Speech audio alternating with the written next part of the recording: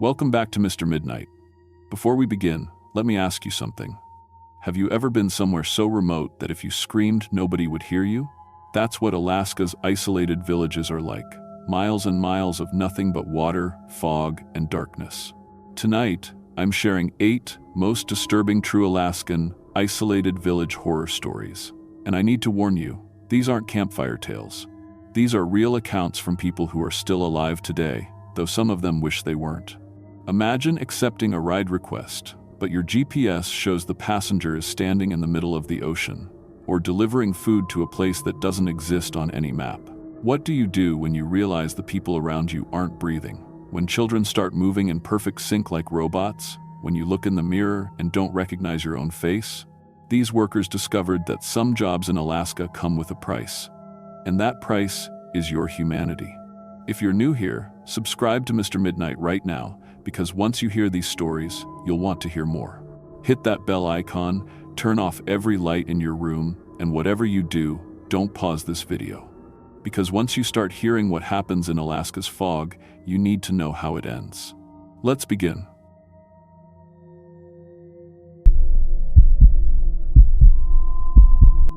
My name is Carlos Martinez, and I've been driving for rideshare companies in Alaska for 2 years. I started when I was 24, right after I bought my pickup truck, a 2018 Ford F-150 that could handle the rough roads and long distances between Anchorage and the remote fishing villages.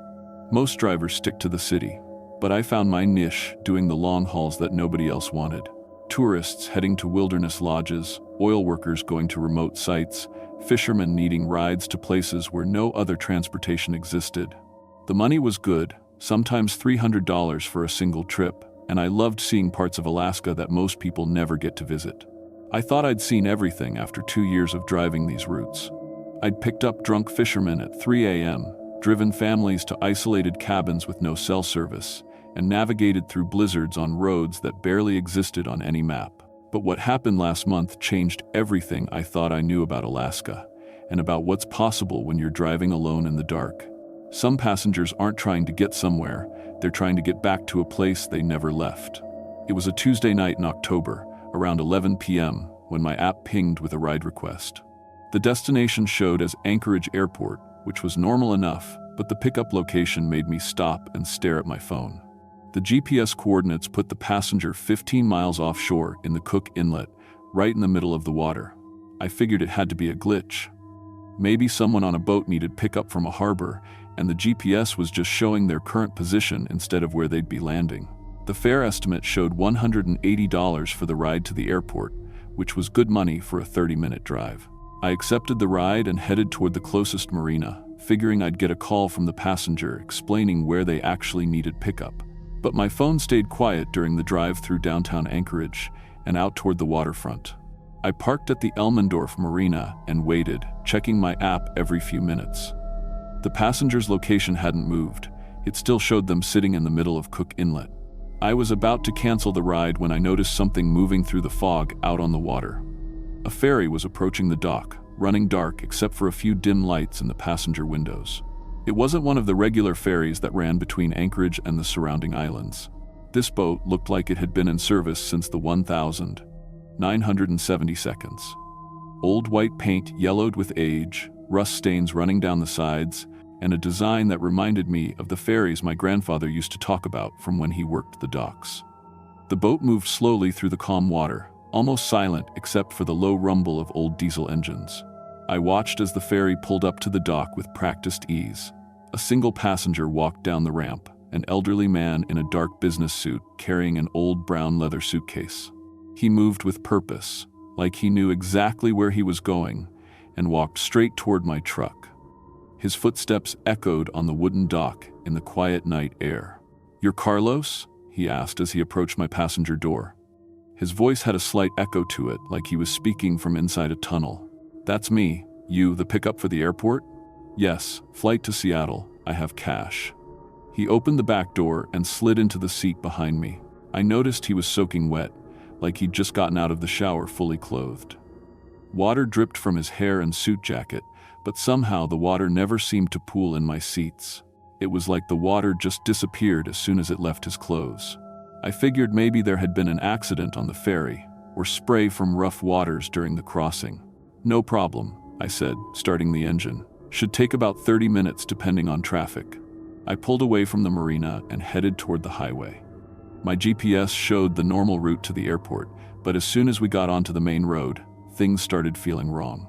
Roads I'd driven hundreds of times seemed different somehow, longer than they should be, with curves that didn't match my memory. Street signs showed names I didn't recognize, pointing to neighborhoods that shouldn't exist in Anchorage. "Excuse me," I said, glancing in the rearview mirror. "You wouldn't happen to know a better route to the airport, would you? My GPS seems to be acting up." The man was staring out the window with intense concentration, like he was seeing the landscape for the first time in years. When I spoke, he turned toward me, and I noticed his eyes had a strange quality to them. They seemed to reflect light like water. "Take 5th Avenue through downtown," he said, past the old Westward Hotel. I knew downtown Anchorage pretty well, but there was no Westward Hotel on 5th Avenue. I decided to follow his directions anyway, figuring he might know about construction or road closures I hadn't heard about. But as we drove through downtown, he kept pointing out buildings that weren't there. "There's the Captain Cook," he said, gesturing toward an empty lot, "and the old Northern Lights Theater. I saw Saturday Night Fever there in 1978. I looked where he was pointing, but there was nothing except a parking lot and some newer office buildings. The whole conversation was making me uncomfortable, but I kept driving. "What year is it?" he asked suddenly. 2024, I said, checking his face in the mirror. He looked confused, almost sad. 2024. Has it really been that long? That's when I noticed my radio was picking up something strange. Instead of the classic rock station I usually listen to, I was hearing what sounded like news broadcasts from decades ago. A weatherman was talking about a snowstorm that hit Anchorage in January 1983. Then music started playing, songs from the 1980 seconds, but with advertisements between them for businesses I'd never heard of, promoting prices that seemed impossibly low. Finally, my passenger said with a smile, "I've been trying to catch that program for years." I reached to change the station, but every channel was playing broadcasts from different decades. News reports from the 1970 seconds, radio shows from the 1990 seconds, music from the 1980 seconds. All of it played like it was current, like it was happening right now instead of 20 or 30 years ago. The man in my back seat seemed completely comfortable with this. He leaned back and listened to the radio like he'd been waiting to hear those exact programs for a very long time. That's when I really looked at him in my rearview mirror and realized something was very wrong. His reflection was faint, almost see-through, and it seemed to flicker like a bad television signal. When he spoke, his voice echoed like he was talking from underwater. But he was solid enough to sit in my seat, and he'd handled money when he mentioned paying cash. I kept driving toward the airport, but the landscape outside was changing in ways that didn't make sense. We passed through neighborhoods that looked like they were from different time periods. 1970 seconds, subdivisions with cars parked outside that matched the era, then areas that looked more modern, then sections that seemed even older, like we were driving through layers of Anchorage's history all at the same time. "I missed my flight," the man said quietly. "February 15th, 1982. Storm hit just as I was trying to get to the airport. Taxi broke down, couldn't get another ride. Missed the connection to Seattle. Missed my daughter's wedding." I felt a chill that had nothing to do with the Alaska weather. "What happened to you?" "Ferry went down in a storm 3 days later. I was trying to get to another airport, take a different route to Seattle. Never made it off the water." He paused, staring out at the landscape that kept shifting between past and present. "But the ferry still runs. Still picks up passengers who need to complete their journeys." We crested a hill, and the Anchorage airport spread out below us. But it wasn't the airport I knew. This terminal looked like something from the 1970 seconds. Older architecture, vintage aircraft parked at gates, passengers in clothing styles from decades past. The parking lot was filled with cars from different eras, all of them covered in dust like they'd been sitting there for years. "This is perfect," my passenger said. "Thank you, Carlos. I can finally catch my flight." He handed me cash, bills that looked real but had dates from 1982. $200, more than the app had estimated for the fare. "I hope you make it to the wedding," I said. He smiled as he got out of the truck. "I will. It's going to be beautiful." I watched him walk into the terminal with his old suitcase, moving with the confidence of someone who knew exactly where he needed to go. Other passengers were walking toward the building too, people dressed in clothing from different decades, all carrying luggage, all heading inside like they had flights to catch. I tried to start my truck to leave, but the engine wouldn't turn over. The battery seemed dead, even though it had been working fine just minutes earlier. I looked around the parking lot and realized that all the other vehicles, the vintage cars, old trucks, even some horse-drawn carriages in the distance, looked abandoned. Covered in dust, some with flat tires, like they'd been sitting here for decades. That's when I understood what had happened. The ferry wasn't just picking up passengers from the water. It was collecting people who had died trying to reach the airport, giving them one final chance to complete the journeys they'd never finished in life. And somehow, I'd driven into whatever pocket of time and space the ferry had access to. More passengers started walking toward my truck. A woman in a 1,960 seconds dress carrying a baby. A businessman from the 1,990 seconds with a rolling suitcase. A young soldier in a uniform that looked like it was from the Korean War era. All of them needed rides to catch flights they'd missed decades ago. "Excuse me," the woman with the baby said, approaching my window. "I need to get to the airport. My husband is waiting for us in California. We were supposed to fly out in 1967, but there was an accident." I looked at her, then at the other passengers gathering around my truck, and realized what my role was going to be. I'd become their driver, permanently connected to the ferry's route through time. My truck would appear at harbors and docks throughout Alaska whenever the ghost ferry arrived, and I would transport the dead to complete the journeys they'd started in life. That was 6 months ago. Since then, I've driven passengers from every decade since the 1,940 seconds. A pilot who died in a crash trying to reach his base in 1943. A teacher who froze to death walking to catch a flight to her new job in 1975. A fisherman who went down with his boat while trying to get to his grandson's graduation in 1998. They all pay me with money from their time, bills that look real but fade to nothing once they're gone. They all have stories about the connections they missed, the people they never got to see again, the important moments they couldn't attend because they died trying to get there.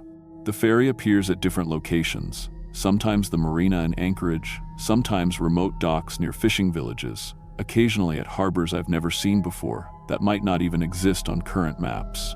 My truck always starts when the ferry arrives, and the roads always lead to an airport that exists in whatever time period my passengers need to reach. I don't age while I'm driving these routes. I don't get hungry or tired. I exist in the spaces between time, helping people complete journeys that should have ended decades ago. If you ever see an old ferry approaching a dock in Alaska, especially late at night when the fog is heavy, don't get on board unless you're prepared for the ride to be permanent. And if you're driving near the water and see a pickup truck that doesn't quite look right in the darkness, keep driving. You don't want to become part of the route that connects the living world to the places where unfinished journeys finally end.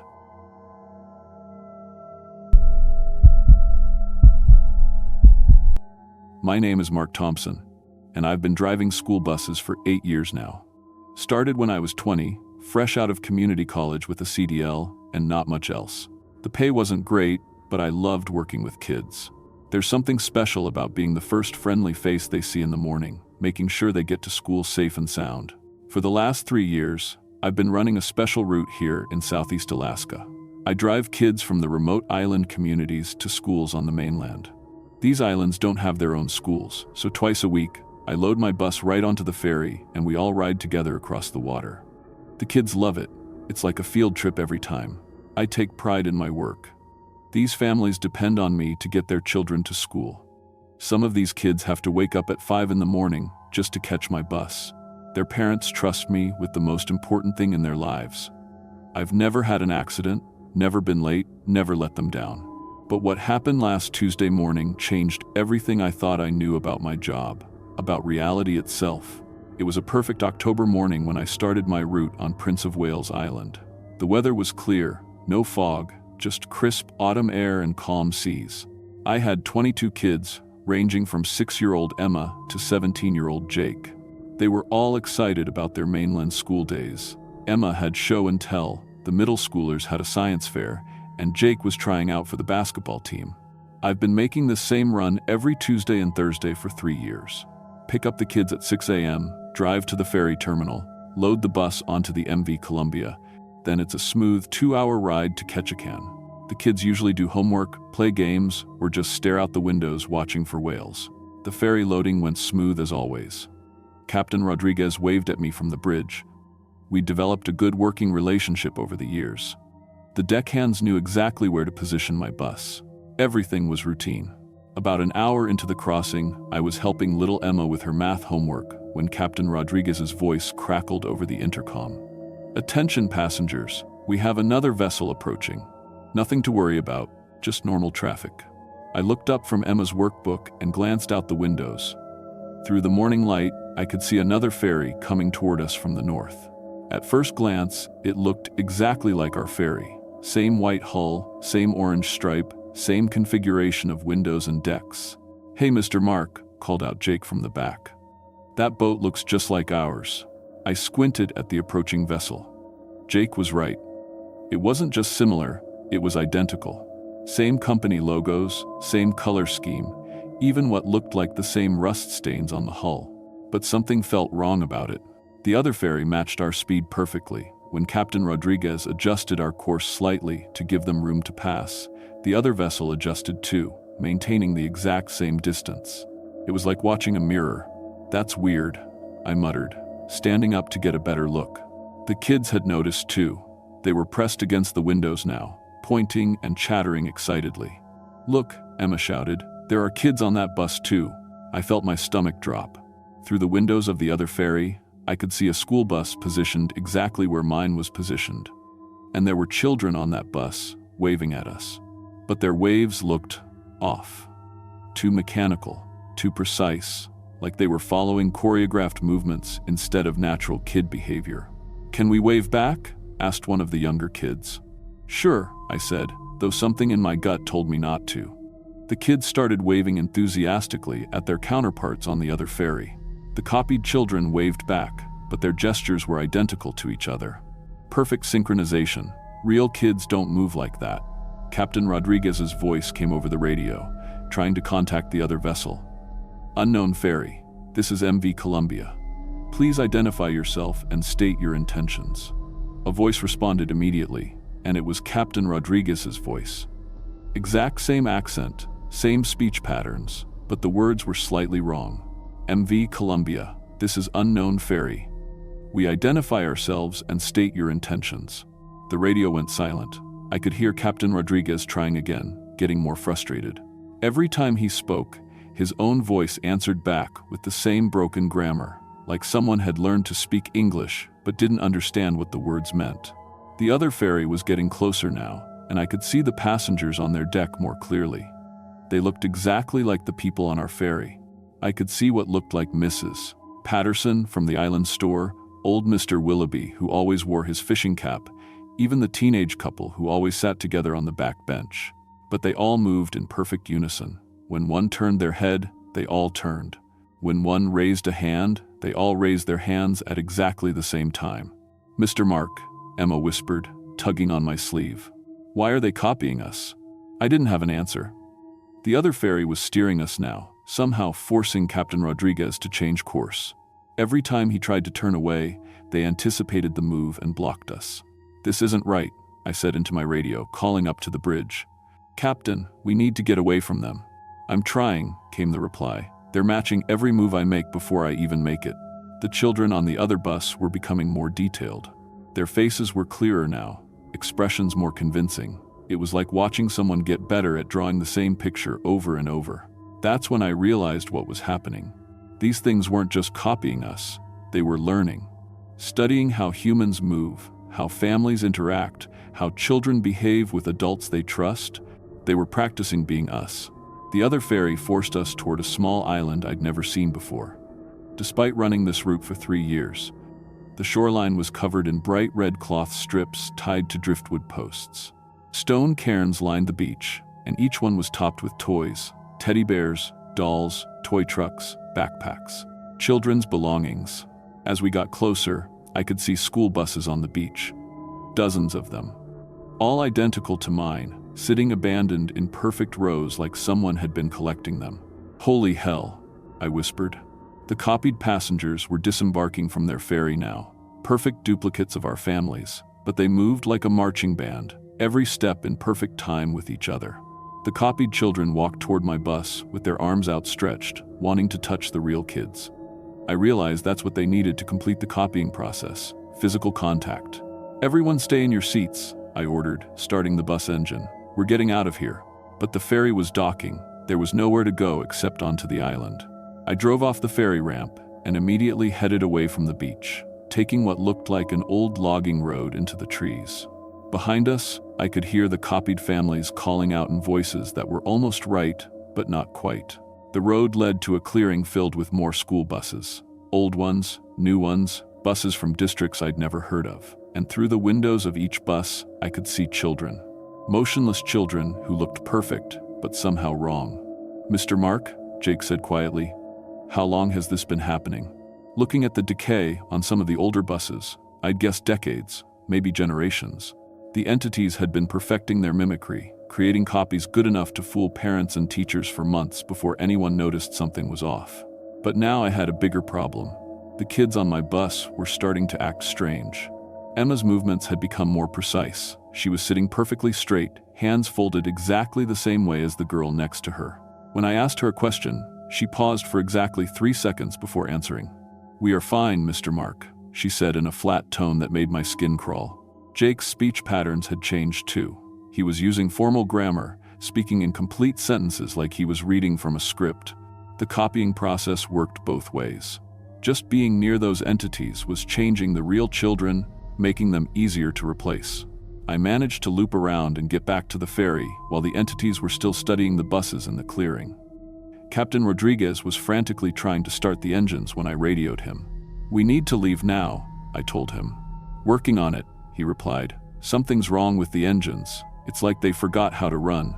I could see the copied families walking back toward the ferry in perfect formation. We had maybe 2 minutes. The engines finally caught, and we pulled away from that cursed island as fast as the old ferry could manage. But the damage was already done. During the trip back to Prince of Wales, I watched the children carefully. Some of them spoke in slightly artificial patterns. Others moved too precisely, like they were calculating each gesture. Emma asked me questions about my family using words a 6-year-old shouldn't know. Jake helped organize the other kids with efficiency that seemed almost military. The copying process had already begun. Some of these kids weren't entirely human anymore. We made it back to the island, and the parents were waiting as usual. They hugged their children, chatted about their day, made plans for Thursday's trip. Nobody noticed that little Emma didn't giggle when her dad tickled her. Nobody saw that Jake shook hands with his mom instead of giving her their usual fist bump. I filed reports with the ferry company, the school district, even the Coast Guard. They all said the same thing. No other ferry had been scheduled for that route. No island matched the description I gave. No missing school buses in their records. Captain Rodriguez backed up my story for about a week. Then he started saying he didn't remember anything unusual happening. "Perfect normal crossing," he said. "Just Mark being stressed about his job." Now I drive the same route every Tuesday and Thursday. Same kids, same families, same cheerful conversations, but I watch them all carefully now. I notice when one of them uses a word they learned too recently. I see when their movements are a little too coordinated. I catch them studying the other children with the intensity of scientists observing test subjects. The hardest part is that I can never tell which children are real and which are perfect copies that fooled even their own parents. The entities did their job too well. Emma still sits in the front seat and asks me about my day, but now she takes notes.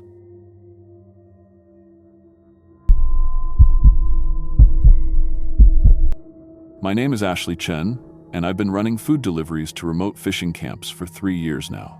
Most people think it's crazy work, loading up a refrigerated boat with groceries and supplies, then making 6-hour trips across some of the roughest waters in Alaska. But I love the independence, and the pay is better than anything else I could get with just a high school diploma. Plus, these fishing crews depend on me. Some of these camps are so far out that I'm their only connection to civilization. I started this job when I was 21, right after my dad taught me how to handle his old delivery boat. He'd been running supplies to the Aleutian Islands for 15 years before his back gave out. The work isn't easy. You're dealing with unpredictable weather, heavy cargo, and isolation that would drive most people crazy. But I've got good sea legs, and I know these waters like the back of my hand.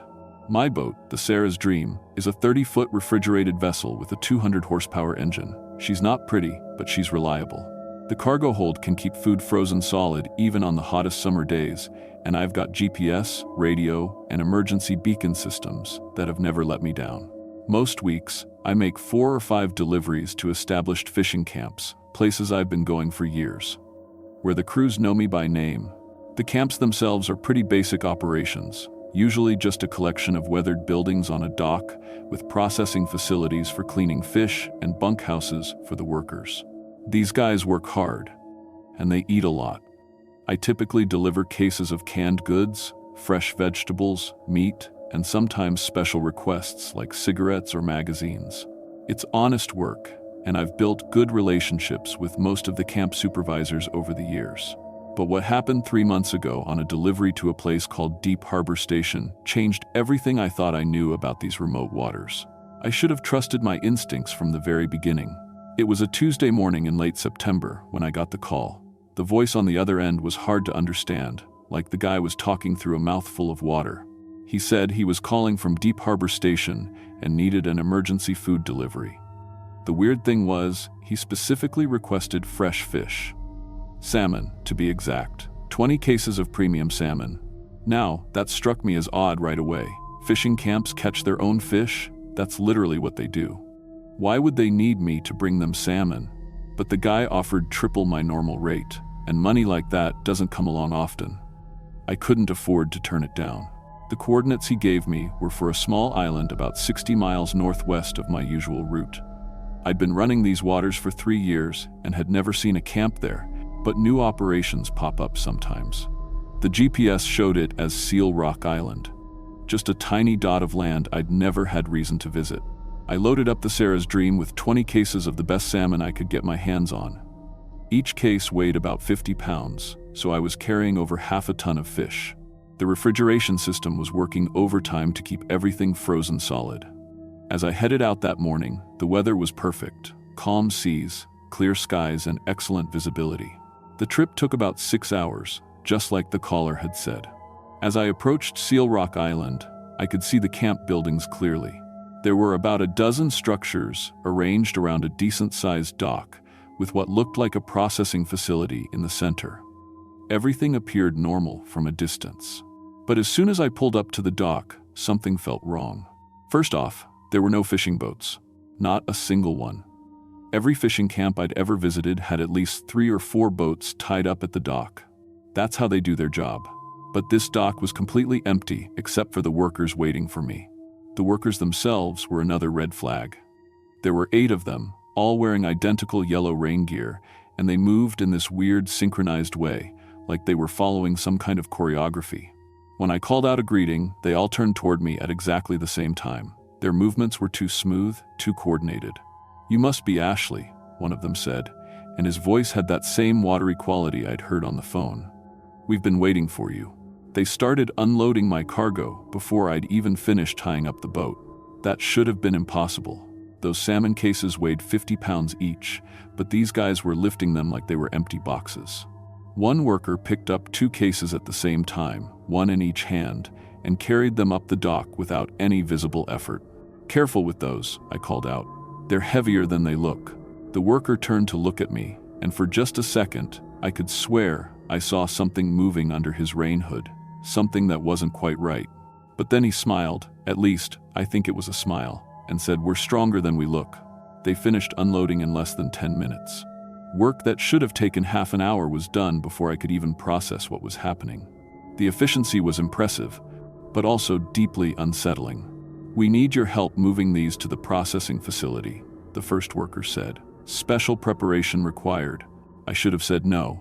Should have taken my payment and left right then. But curiosity got the better of me, and I followed them up to the main building. Inside the processing facility, I saw something that made no sense at all. Instead of the normal cleaning tables and packing equipment you'd expect, there were dozens of large metal tanks filled with dark, murky water. The workers were dumping my fresh, frozen salmon directly into these tanks. "What are you doing?" I asked. "You're ruining the fish." "Not ruining," one of the workers replied. "Preparing."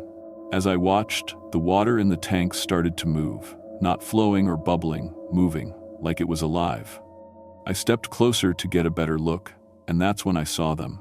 The water was thick with tiny, worm-like creatures. Hundreds of them, maybe thousands, all writhing around in the dark liquid. "What are those things?" I asked, backing away from the tanks.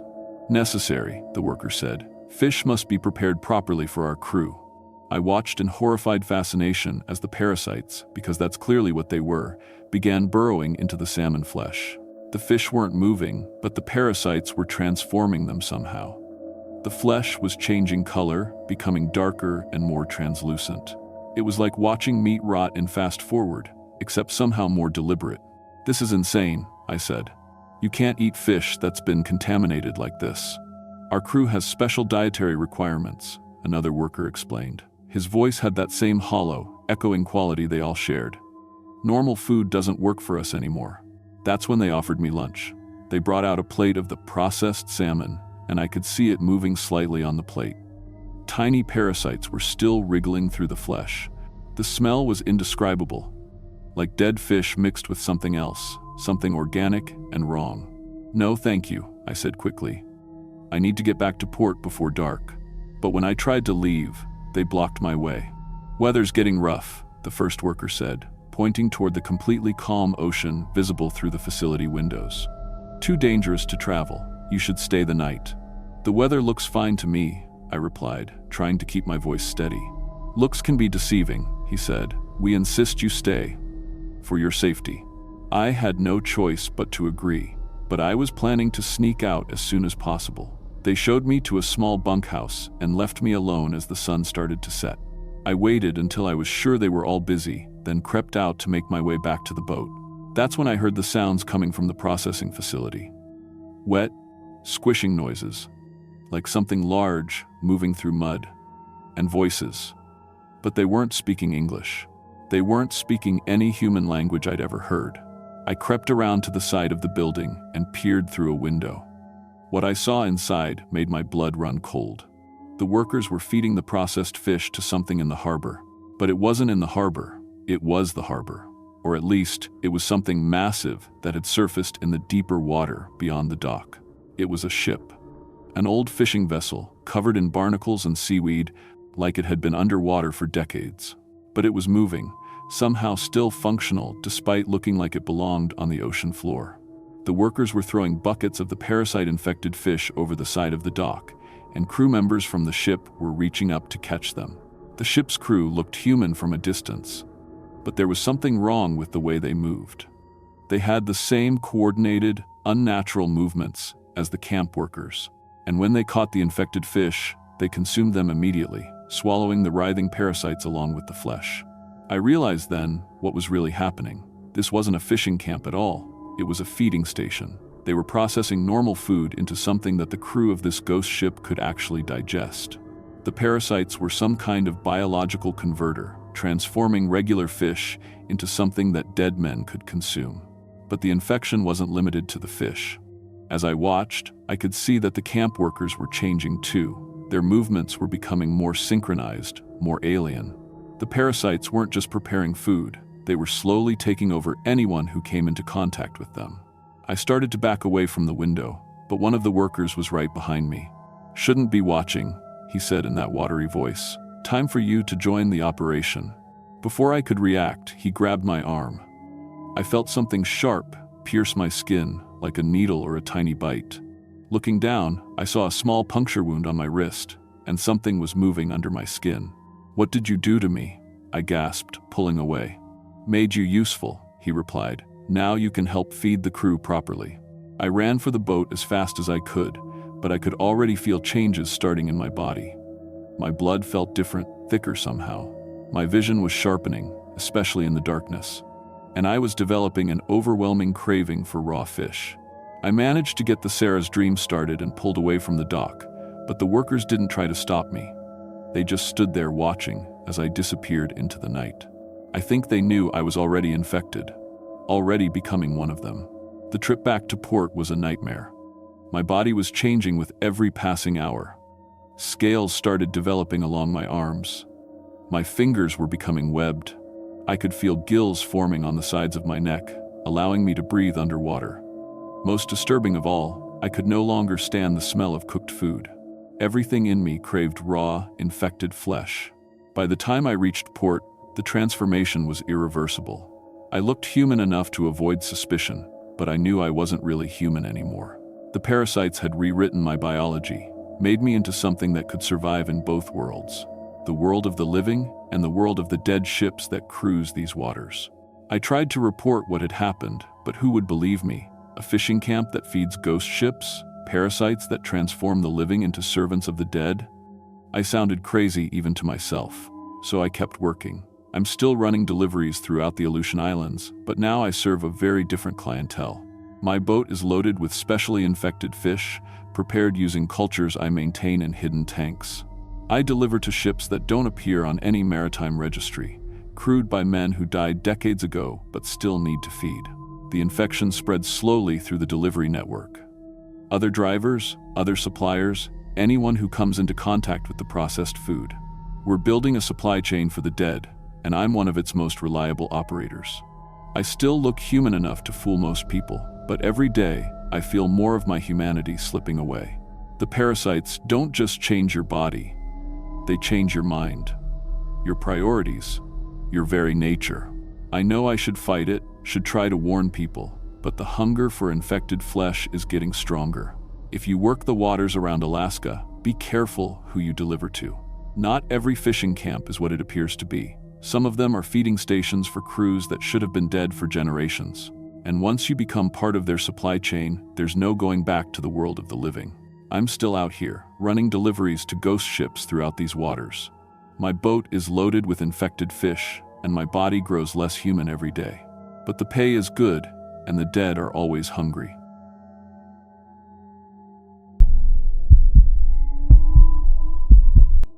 My name is Carlos Rivera, and I've been driving taxi in rural Alaska for 6 years now.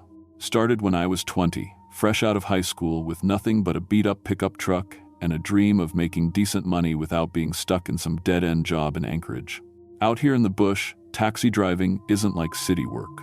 I'm talking about 300-mile runs between fishing towns, picking up oil workers from remote sites, sometimes driving for 8 hours just to drop someone at the airport. My truck's got over 400,000 miles on it, but she runs strong. Has to, when the nearest mechanic might be 2 towns away and winter temperatures hit 40 below.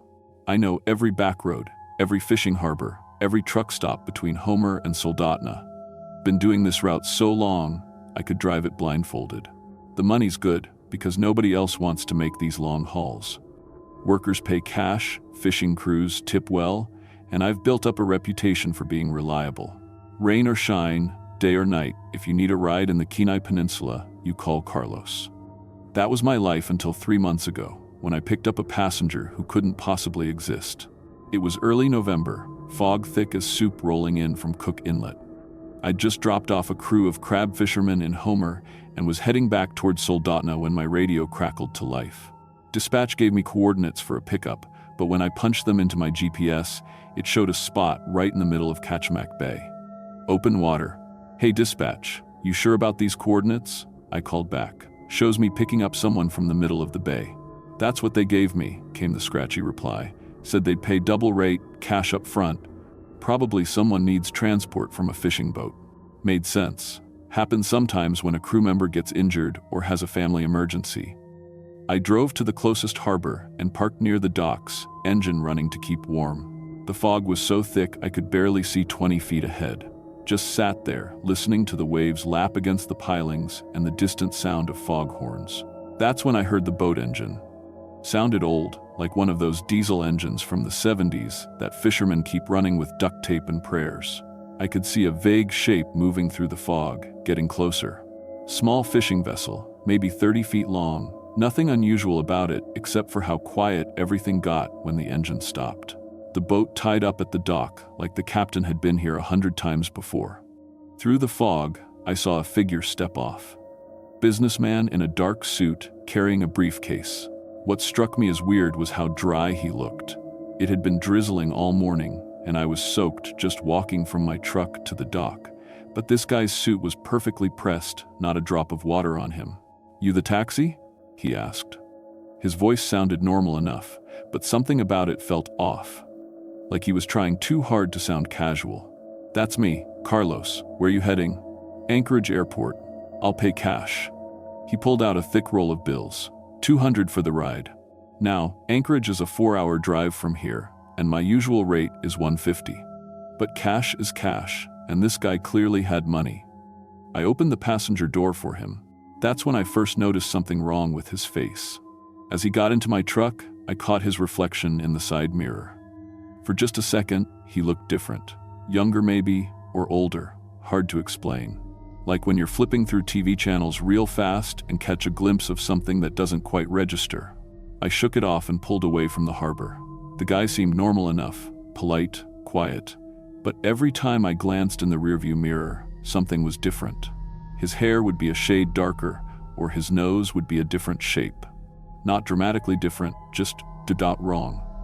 Like someone was adjusting the contrast on a TV screen. "Business trip?" I asked, trying to make conversation. "Research," he said, "studying local communities." Very interesting work. The way he said it made my skin crawl, like he was talking about lab rats. We'd been driving for about an hour when I noticed the road signs. Now, I know every mile of Highway 1 between Homer and Anchorage. Could drive it in my sleep. But the signs we were passing didn't match what I remembered. Instead of Ninilchik 15 miles, I saw Kaskawulsh 12 miles. Never heard of any town called Kaskawulsh. "Hey," I said to my passenger, "you ever been to Kaskawulsh?" He smiled, and in the mirror, his face shifted again. "Taking a more efficient route," he said. "Don't worry about the signs." But I was worried. The road looked the same, felt the same, but nothing was where it should be. My GPS kept trying to recalculate, spinning around like it couldn't figure out where we were. The radio started picking up weird signals too, traffic reports for cities I'd never heard of, weather forecasts calling for snow in July. That's when I realized we weren't in Alaska anymore. I pulled over at what should have been a familiar gas station near Clam Gulch, but the signs were all wrong. Instead of Tesoro, it read Meridian Fuel. Never seen that brand before in my life. "Just getting gas," I told my passenger. "Be right back." The attendant moved like he was underwater. Slow, deliberate, like every motion took effort. When I asked him to fill the tank, he just stared at me for 5 seconds before nodding. His eyes were completely blank, like nobody was home. "That'll be $38.50, he said in a flat monotone. I handed him 2 20s. He held them up to the light, studying them like he'd never seen money before. When I got back in the truck, I watched him in my side mirror. He was standing perfectly still next to the pump, not moving at all. Like someone had just switched him off. "Friend of yours?" my passenger asked. "Never seen him before," I muttered, pulling back onto the highway. "Interesting how humans adapt to new situations," he said. "Very resilient species." The way he said species made my blood run cold. My radio was getting weirder by the mile. Traffic reports from places called New Valdez and Port Kachemak. Weather updates for towns that didn't exist. But my passenger was listening intently to every word, like he was taking notes. "You picking up these stations too?" I asked. "Just background noise," he said. But I saw him lean forward whenever the radio mentioned population numbers or travel routes. That's when it hit me. He wasn't human. He was something else, using my taxi to study us, to learn about us. And I was helping him do it. 3 hours into what should have been a 4-hour drive, my passenger started giving me directions to pick up more fares. "Turn left at the next intersection," he said. "There's someone waiting for transport." "I didn't get any calls from dispatch," I said. "Special arrangement." He held up his phone, showing a text message in a language I didn't recognize. "They're expecting us." The road led to a fishing lodge I'd never seen before. Even though I'd driven this area hundreds of times, a person was standing outside, wearing the exact same dark suit as my passenger. Same height, same build. But when I got closer, the face was different. Slightly different, like someone had adjusted the features just a little. The new passenger got in the back seat without saying a word. Then my original passenger directed me to another pickup point, and another. Each time, someone was waiting in an identical dark suit. But their faces were all variations on the same theme, like someone was practicing drawing the same person over and over, getting a little better each time. By the time we'd picked up 6 passengers, my truck was full of people who looked almost identical but not quite. They all sat perfectly still, staring straight ahead, and they were all listening to my radio with the same intense focus. That's when they started talking to each other. Not in English, not in any human language I'd ever heard. Clicks and whistles and sounds that made my teeth ache. But I could tell they were discussing something important. Every few minutes, one of them would point at a road sign or a building and make a note in a small black book. I was driving an invasion force, and they were mapping human settlements. The original passenger gave me new coordinates, directing me to what he called the staging area. We ended up at another fishing lodge, this one completely empty, except for dozens of people in dark suits standing around like they were waiting for instructions. But they weren't people. Not anymore. As I parked the truck, I could see their faces clearly for the first time. They all had the same basic features, but wrong somehow. Eyes a little too far apart, mouths that didn't quite match the rest of their faces, like someone had described a human to an artist who'd never actually seen one. End of the line, my passenger said, getting out of the truck. I watched through my windshield as he walked over to the group. As soon as he joined them, his appearance shifted completely. His face became smooth and featureless, like unfinished clay. Then it began reshaping itself, cycling through different human features like he was trying on masks. The others were doing the same thing, practicing, getting better at looking human. One of them approached my truck. This one had perfected the disguise better than the others. If I'd seen him on the street, I wouldn't have looked twice, but his smell was wrong, like ozone after lightning. And when he spoke, his voice had harmonics that made my skull vibrate. "You've been very helpful," he said, "but we don't need drivers anymore. We've learned to operate your vehicles." Behind him, I could see others climbing into cars and trucks parked around the lodge. They moved awkwardly at first, but they were learning fast. Too fast. "We've been replacing your people for years," the thing continued. "One small town at a time, perfect copies, indistinguishable from the originals. Soon we won't need to be careful anymore." I gunned the engine and floored it out of there. I drove straight to the Homer police station, but when I tried to file a report, the desk sergeant just stared at me with those same blank eyes I'd seen at the gas station. When I described the creatures, he nodded along like he was taking notes, but he wasn't writing anything down. "We'll look into it," he said in that flat monotone. I tried calling my dispatcher, but the voice that answered wasn't the same woman I'd been talking to for 6 years.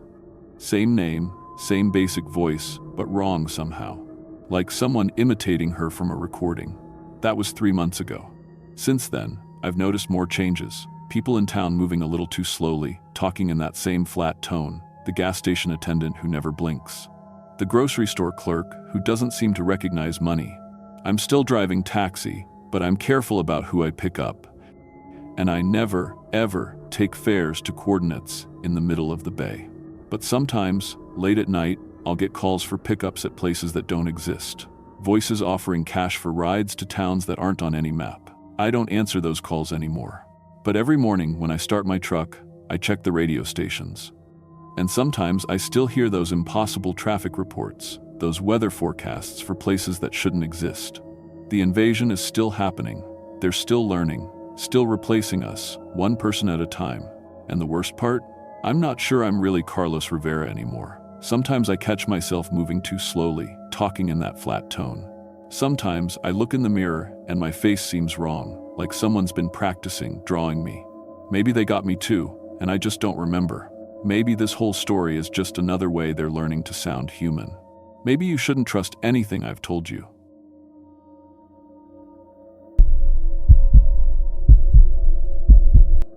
My name is Emma Hartley, and I've been working for the Alaska Postal Service for 3 years now. What I'm about to tell you isn't just one story. It's 3 separate incidents that happened to me over the past year, each one worse than the last. The Coast Guard has classified these reports, and my supervisor told me to never discuss them publicly. But after what happened last month, I can't stay silent anymore. I pilot our postal service boat, Arctic Mail, during summer months, delivering mail to remote villages only accessible by water. It's dangerous work. Alaska weather changes without warning, and these waters have claimed hundreds of ships over the decades. But I thought the biggest threat was storms and equipment failure. I was wrong. The dead don't stay dead up here. And they're not just haunting old shipwrecks, they're actively recruiting new crew members. The recruitment letters.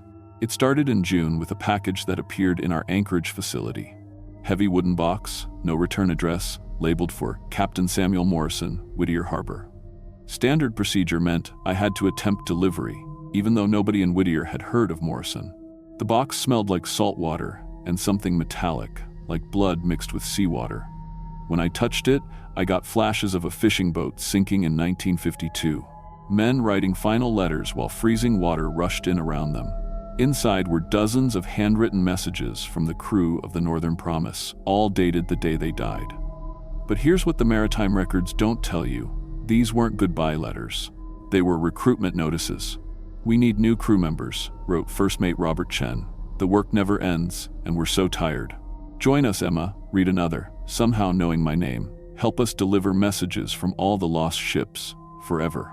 Each letter I delivered to the families made the vision stronger. I experienced how every crew member died, the freezing water, the desperate gasps for air, the terrible realization that rescue wasn't coming.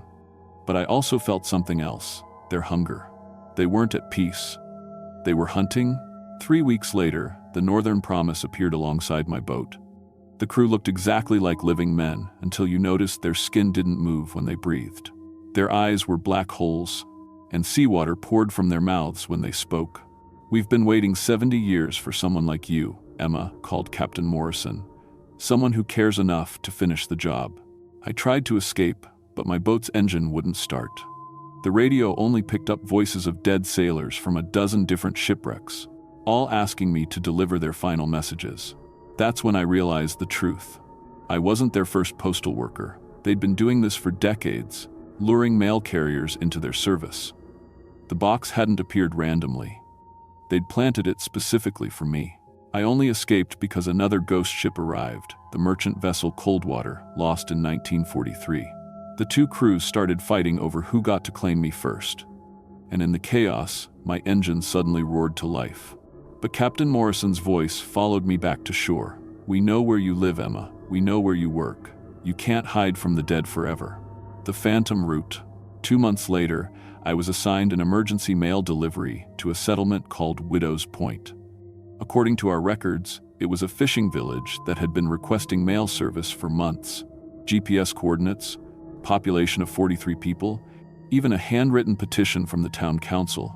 The location was remote, a 6-hour journey along the most dangerous part of the Alaska coast. But the paperwork looked legitimate, and they were offering triple delivery fees because of the difficult route. I should have known something was wrong when my GPS started malfunctioning an hour into the journey. The coordinates led me through waters that weren't on any chart, past islands that my navigation system insisted didn't exist. But the strangest thing was the weather. It was sunny and calm everywhere else, but around these phantom islands, it was perpetually foggy and cold. The fog wasn't natural. It moved against the wind, formed shapes that looked almost human. When I finally reached Widow's Point, I understood why no other mail carrier had ever returned from this route. The village was real, but everyone living there had died decades ago. They maintained the illusion of life perfectly, waving from windows, hanging laundry, children playing on the beach. But their movements were too slow, too deliberate, and they cast no shadows. The town's postmaster was waiting at the dock. "Welcome to Widow's Point, Miss Hartley. We've been expecting you." He looked like a normal, middle-aged man until he smiled, revealing teeth that had been underwater for years. Black, broken, covered in barnacles. "We have so much mail to send," he said, gesturing to dozens of sacks on the dock. "Letters to our families on the mainland. They must be so worried, not hearing from us all these years." I opened one of the mail sacks. Every letter was addressed to people in mainland Alaska, but the return addresses were all Widow's Point residents who had died in a massive fishing disaster in 1967. The entire village had been lost when a tsunami hit during the night. "We've been waiting for a postal worker brave enough to make the journey," the postmaster explained. "The others who came before you, well, they decided to stay and help us permanently." That's when I saw them. Previous mail carriers standing among the villagers, still wearing their postal uniforms, but with that same dead, waterlogged appearance. Their eyes pleaded with me to run, but their mouths smiled and waved like everything was normal. "Don't worry," the postmaster said, reading my expression. "You'll like it here. The work is very fulfilling, and you'll never have to leave." I backed toward my boat, but phantom children started untying the mooring lines. The dead villagers began walking into the water, moving toward my vessel with slow, inevitable purpose. That's when I noticed something horrifying. My own reflection in the water looked different. Paler, more translucent. Just being in this place was starting to change me. I gunned the engine and smashed through the dock, sending phantom villagers diving into the water. But as I raced away, I could hear the postmaster calling after me. "The route is established now, Emma. Our mail service is official. You'll have to come back eventually." When I checked our delivery records the next day, there was no mention of Widow's Point anywhere in the system. No paperwork, no delivery request, no GPS coordinates. But I had physical mail sacks in my boat. Dozens of letters from dead people trying to contact living relatives. I tried to burn the letters, but they wouldn't catch fire. Tried to throw them overboard, but they kept reappearing in my boat. The phantom mail wanted to be delivered. The soul collector. Last month, everything came to a head during what should have been a routine supply run to Port Graham. I was carrying medical supplies for their clinic, insulin for diabetic residents, heart medication for elderly villagers, asthma inhalers for children. Halfway there, I spotted something impossible on my radar. A massive vessel where no ship should be. When I looked up, I saw the largest ghost ship I'd ever encountered. A 19th century whaling vessel called the Leviathan's Rest, over 200 feet long with 3 towering masts. But this wasn't like the other phantom ships. This one was collecting the dead crews from smaller wrecks, building an armada of lost souls. I watched through binoculars as the Northern Promise pulled alongside. Captain Morrison and his men climbing aboard the larger vessel like they were reporting for duty.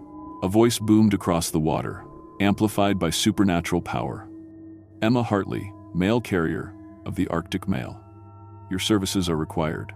The speaker was Captain Ezekiel Thorne, who had died in 1847 when his whaling ship became trapped in ice.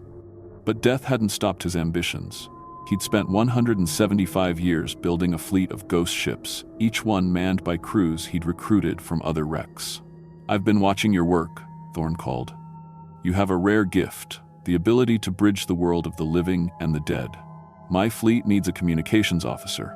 Join us willingly," he continued, "and you'll maintain your humanity while serving. Refuse, and we'll take you anyway.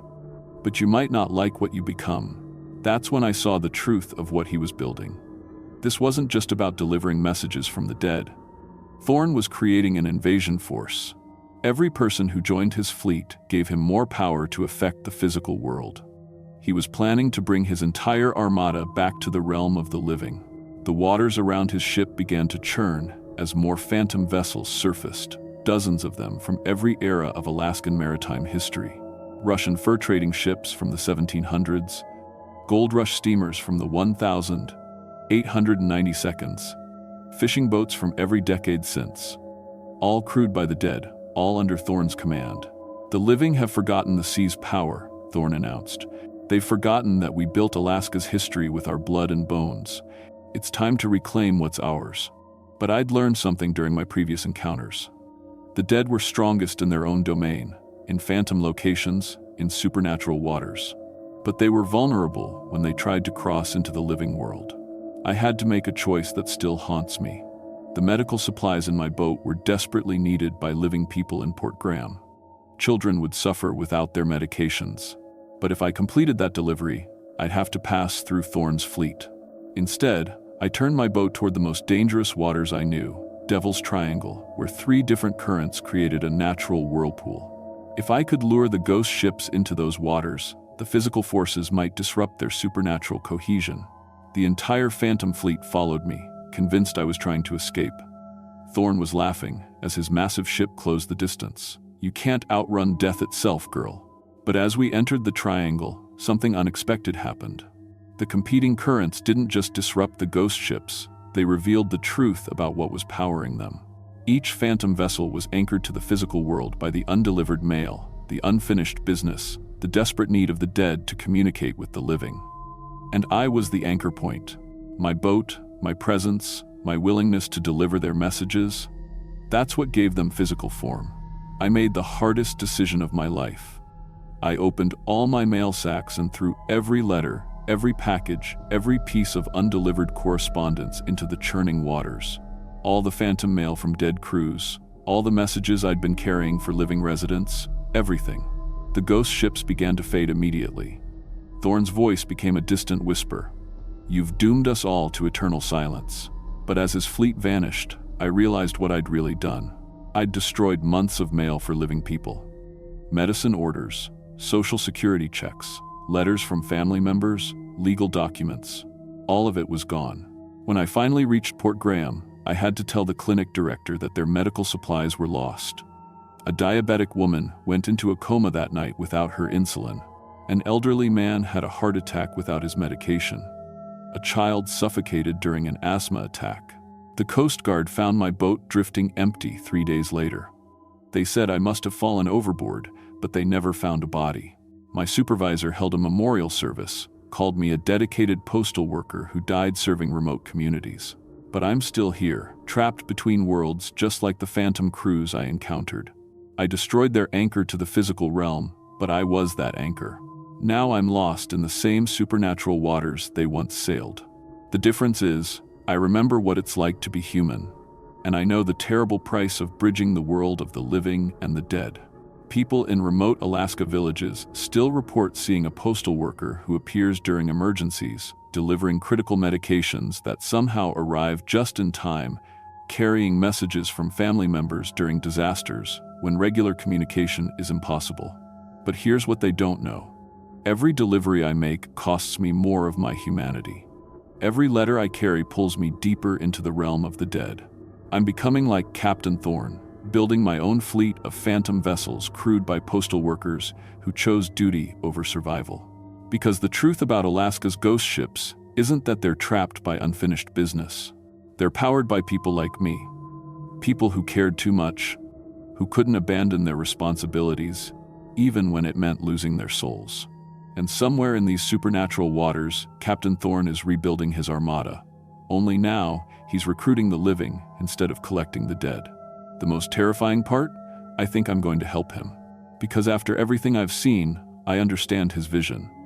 The living take their connections for granted, ignore letters, delete messages, let relationships die through neglect. But the dead understand the true value of communication. They know every word might be the last. If you ever receive a letter from someone you thought was dead, someone you lost contact with long ago, don't dismiss it as impossible. Read every word carefully. Because somewhere between the living world and the realm of the dead, there's a postal worker who sacrificed everything to make sure the most important messages always find their way home. And she's recruiting others to help her deliver the mail that the living world refuses to carry. The ghost ships of Alaska aren't just carrying dead crews anymore. They're carrying postal workers, communication specialists, anyone who understands that some messages are worth dying for. We're building something bigger than Captain Thorne ever imagined. A supernatural postal service that operates between worlds, delivering messages the living can't or won't send. And we're always looking for new recruits. If you work in communications, if you understand the power of connecting people across impossible distances, if you believe some messages are worth any price to deliver, we have a position open. The benefits include eternal purpose and the satisfaction of reuniting souls across the barrier of death.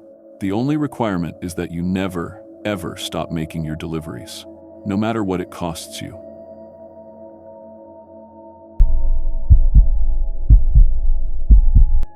My name is Mark Daniels, and I need to tell you about something that happened 3 years ago in Southeast Alaska. Something the Coast Guard covered up, something the state ferry system denies ever occurred. But I was there, I lived through it, and now I'm trapped in it forever. I've been a school bus driver for 14 years total, 11 in Seattle, then 3 in the most remote job you can imagine. The Alaska Marine Highway System hired me to transport island children to mainland schools. These weren't just any kids. These were families living on islands so isolated that building schools wasn't possible. My job was to load my bus onto state ferries twice a week and carry these children across the dangerous waters of Southeast Alaska to get their education. It sounds simple until you understand what those waters are really like. The Inside Passage isn't some peaceful lake crossing. These are deep, black waters, surrounded by mountains that block radio signals. Fog rolls in without warning. Tides can shift a ferry off course by miles. In winter, the waves can reach 30 feet. I've seen grown men get seasick just watching the water from shore. But I loved those kids more than anything I'd ever done in my life. 22 students, aged 6 to 17, from Prince of Wales Island. They trusted me completely. Emma Patterson, 7 years old, who collected seashells and wanted to study ocean life. The Miller twins, Jake and Tommy, 12-year-olds obsessed with becoming pilots. Sarah Williams, 16, already talking about college applications. Each child represented a family's hope for a better life. The ferry system treated us like family. Captain Bill Morrison had been running these routes for 18 years. His crew knew every child by name, helped them with homework during crossings. The MV Columbia was our regular vessel, 418 feet long, built in 1974, capable of carrying 499 passengers and 134 vehicles. I knew every inch of that ship. My bus was specially equipped for marine transport, marine radio, GPS tracking, emergency flotation devices, extra life jackets rated for Alaskan waters.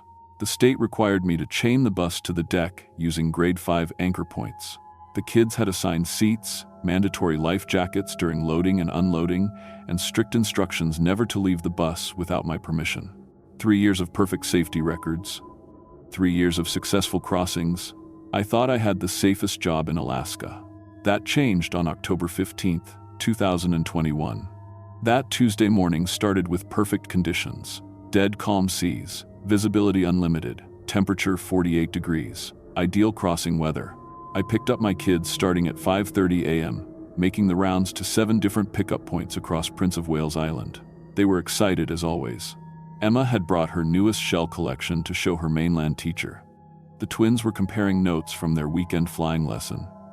Sarah was nervous about a college interview scheduled for that afternoon. We loaded onto the MV Columbia at Hollis Terminal at exactly 7:45 a.m. Standard procedure. I drove the bus into position on the car deck, engaged the parking brake, secured the wheel chocks, and activated the chain restraints. The kids knew the routine. Once the ferry began moving, they could unbuckle and move around the bus, but they had to stay inside until we reached Ketchikan. Captain Morrison's voice crackled over the PA system at 8 a.m. sharp. "Good morning, passengers. This is Captain Morrison. We're departing Hollis for Ketchikan. Crossing time will be approximately 2 hours and 15 minutes. Seas are calm, weather is clear. Sit back and enjoy the ride." The ferry's massive engines rumbled to life beneath us.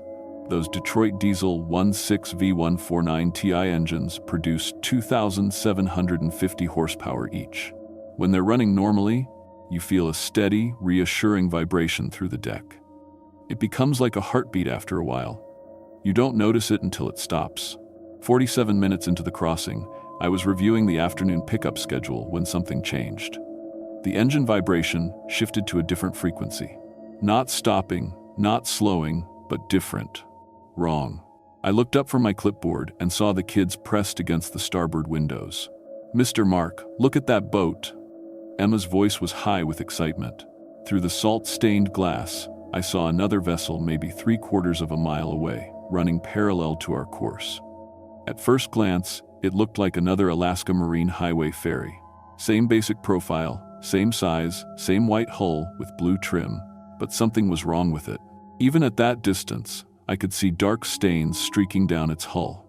Not rust. Rust would be orange-brown. These stains were black-green, like seaweed or algae. But no ferry runs long enough without dry dock to accumulate growth like that. "It looks just like our boat," said Tommy Miller, pressing his face against the window. "But old. Really old." I walked to the front of the bus and keyed my marine radio. "Bridge, this is Mark in the school bus. Can you tell me about that vessel off our starboard side?" The response took longer than normal. When Captain Morrison's voice finally came back, there was something in his tone I'd never heard before. Uncertainty. "Mark, I've been trying to raise that vessel on radio for 12 minutes. They're not responding to any hails. No identification, no transponder signal, and..."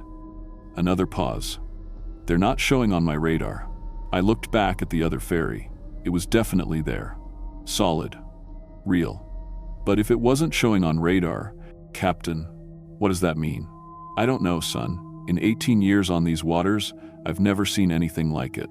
The unknown ferry began to edge closer, not aggressively, but steadily, like it was hurting us. I could see passengers on its deck now. People standing along the railing, facing our direction. Families, it looked like. Adults and children, in what appeared to be formal clothing. The kids were getting excited, waving at the other passengers, but the people on the other ferry didn't wave back. They just stood there, perfectly motionless. "Their clothes look weird," Jake Miller observed, "like they're going to church in old times." He was right.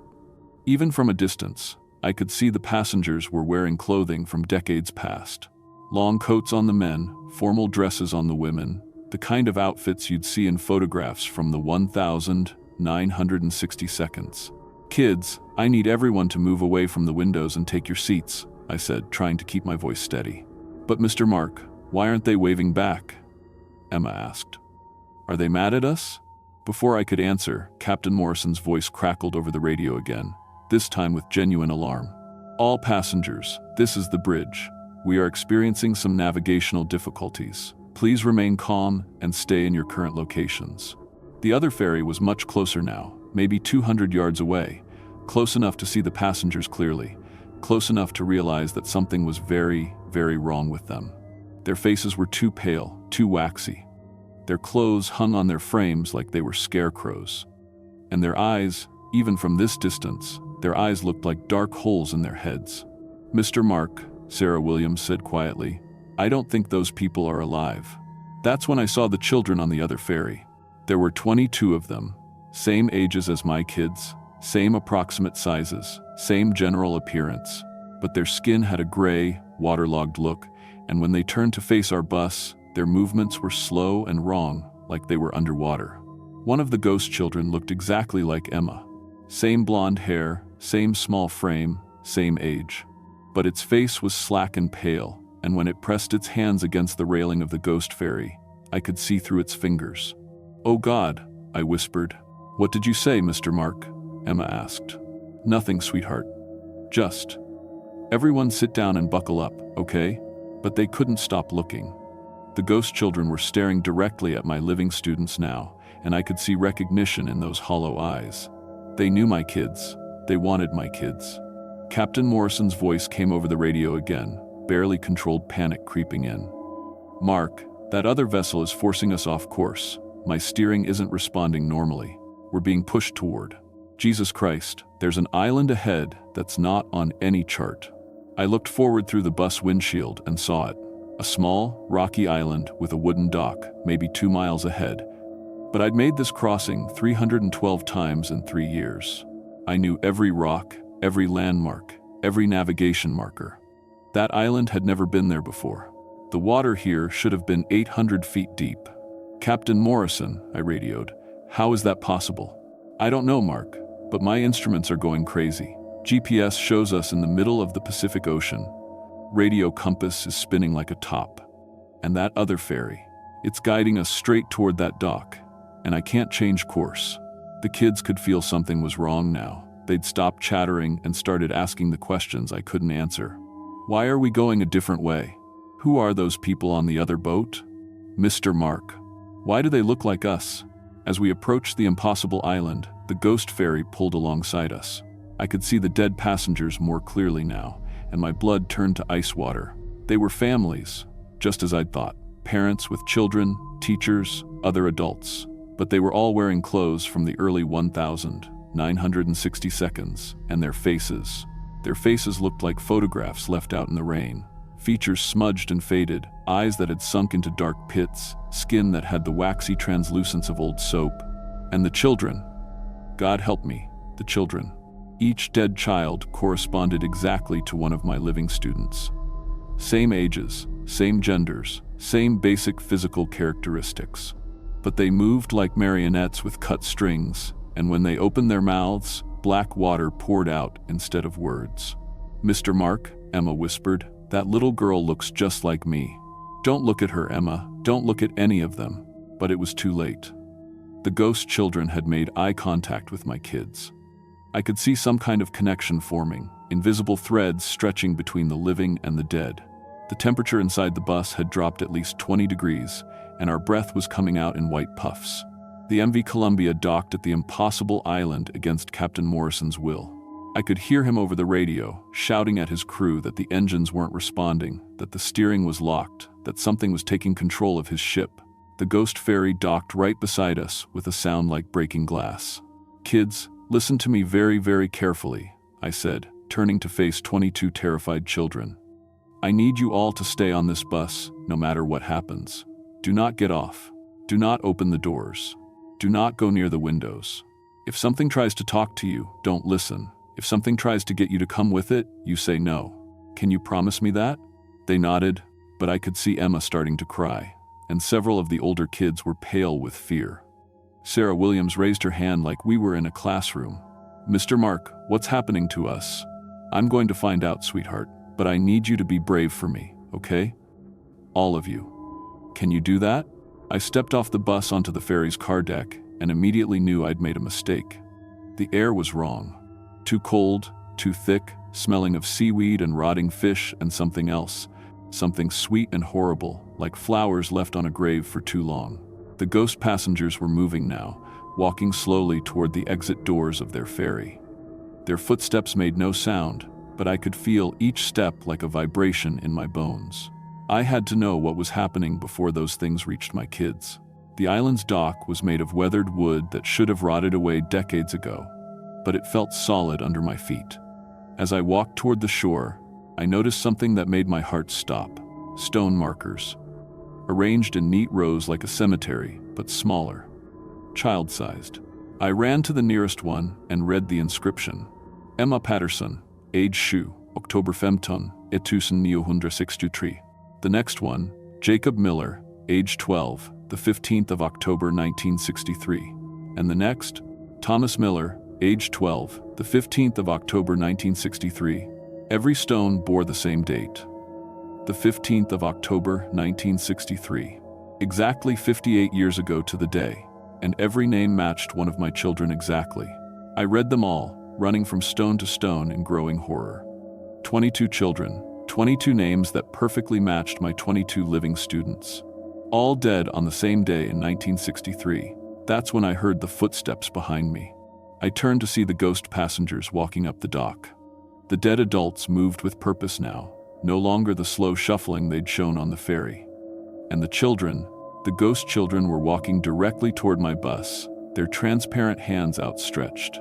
Through the bus windows, I could see my living kids screaming, pressing themselves against the far side, trying to get away from the windows.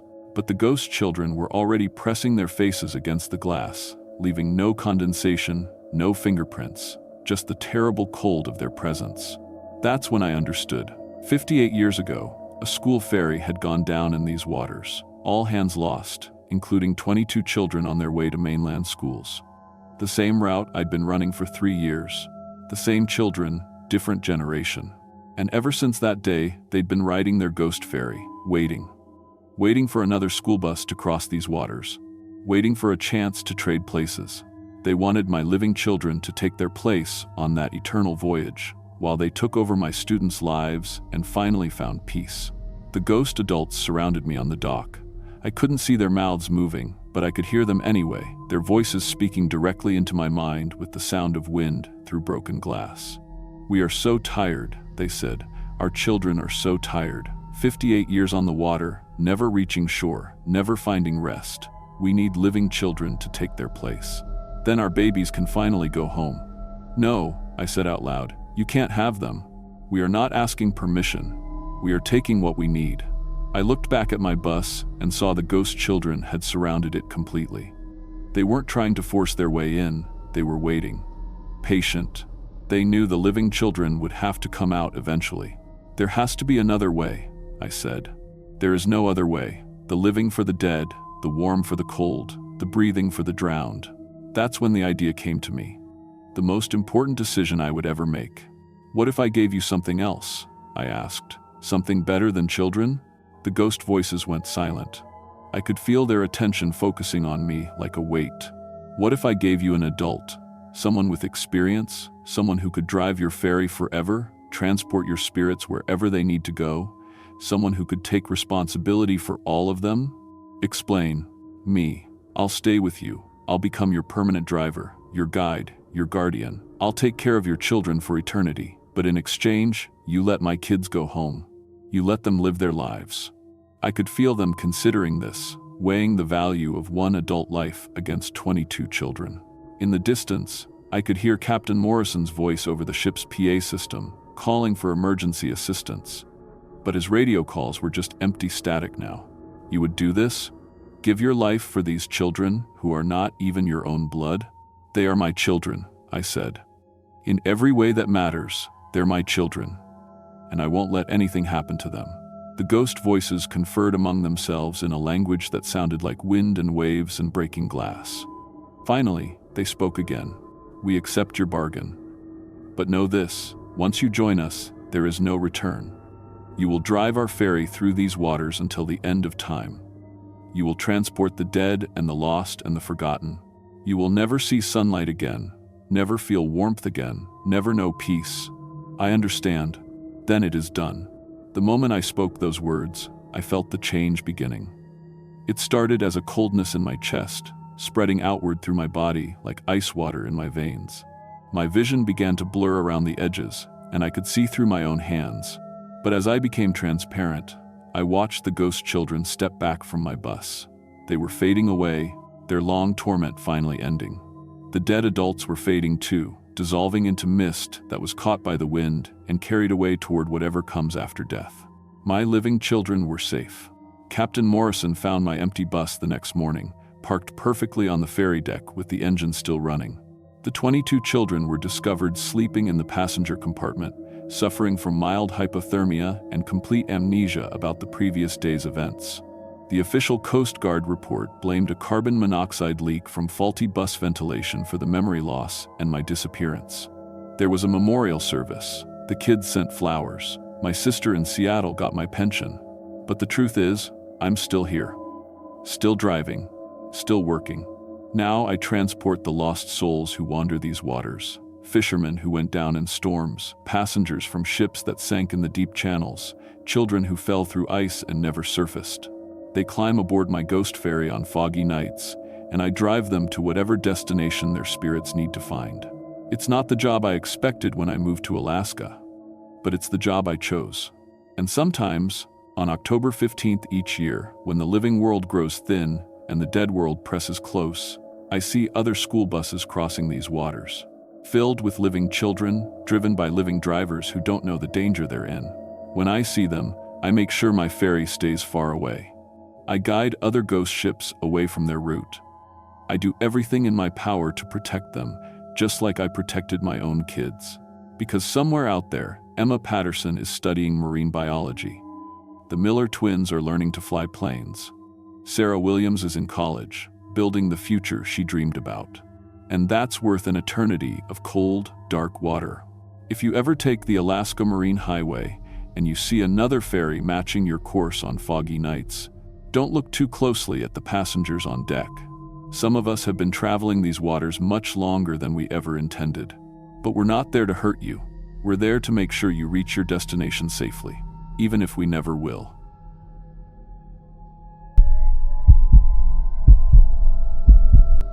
My name is Captain Elena Vasquez, and I've been running salvage operations in Alaskan waters for 15 years. Started as a deckhand on my father's fishing boat when I was 16, worked my way up through commercial diving, underwater welding, and finally got my captain's license and salvage certification in 2018. I've pulled everything from sunken yachts to crashed planes out of these freezing waters. The Coast Guard calls me when they need someone willing to dive in conditions that would kill most people. I've seen bodies that had been underwater for months, ships crushed by ice, and cargo holds full of things that should never see daylight. But what I discovered in the wreck of the Caitlin Rose 3 months ago wasn't just disturbing, it changed everything I thought I knew about death, memory, and what happens to the souls trapped in these icy waters. The Caitlin Rose was a 90-foot fishing vessel that disappeared during a storm in March 2019. No distress call. No emergency beacon. Just vanished somewhere between Dutch Harbor and Anchorage, with 12 crew members aboard. The Coast Guard searched for weeks, but never found so much as a life preserver. The families held memorial services. Insurance companies paid out death benefits. Case closed. But ships don't just disappear in Alaskan waters. They sink, they run aground, they get crushed by ice, they leave traces. When a commercial fishing boat worth $2 million vanishes without explanation, someone always knows where to look. That someone was me. I'd been tracking ocean currents, weather patterns, and satellite data for 4 years, building a search grid based on where the Caitlin Rose could have drifted after going down. Maritime salvage work isn't just about diving, it's about understanding water, wind, and time. Every sunken vessel tells a story if you know how to read the signs. The breakthrough came when a crab fisherman named Tommy Kovac contacted me through my website. He'd been working new grounds southeast of Kodiak Island when his fish finder picked up a large metallic signature sitting upright on the seafloor at 180 feet. Too deep for most sport divers, but perfect depth for a commercial salvage operation. Tommy sent me the GPS coordinates and sonar images. The size and shape matched the Caitlin Rose exactly. After 4 years, I'd finally found her. But Tommy mentioned something else that made my skin crawl. Been fishing these waters for 20 years, he told me over the radio. But the past few months, something's been wrong out here. Fish won't bite near that wreck. Water temperature's all screwed up in a perfect circle around the site. And at night, when the fog rolls in, you can see lights moving underwater. Not like phosphorescence or anything natural. Like work lights? Like someone's still down there? I should have listened to that warning.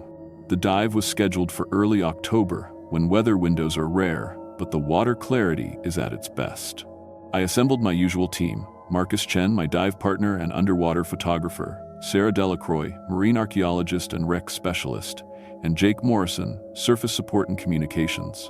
We'd worked together for 3 years, pulling up everything from World War II fighters to drug-smuggling submarines.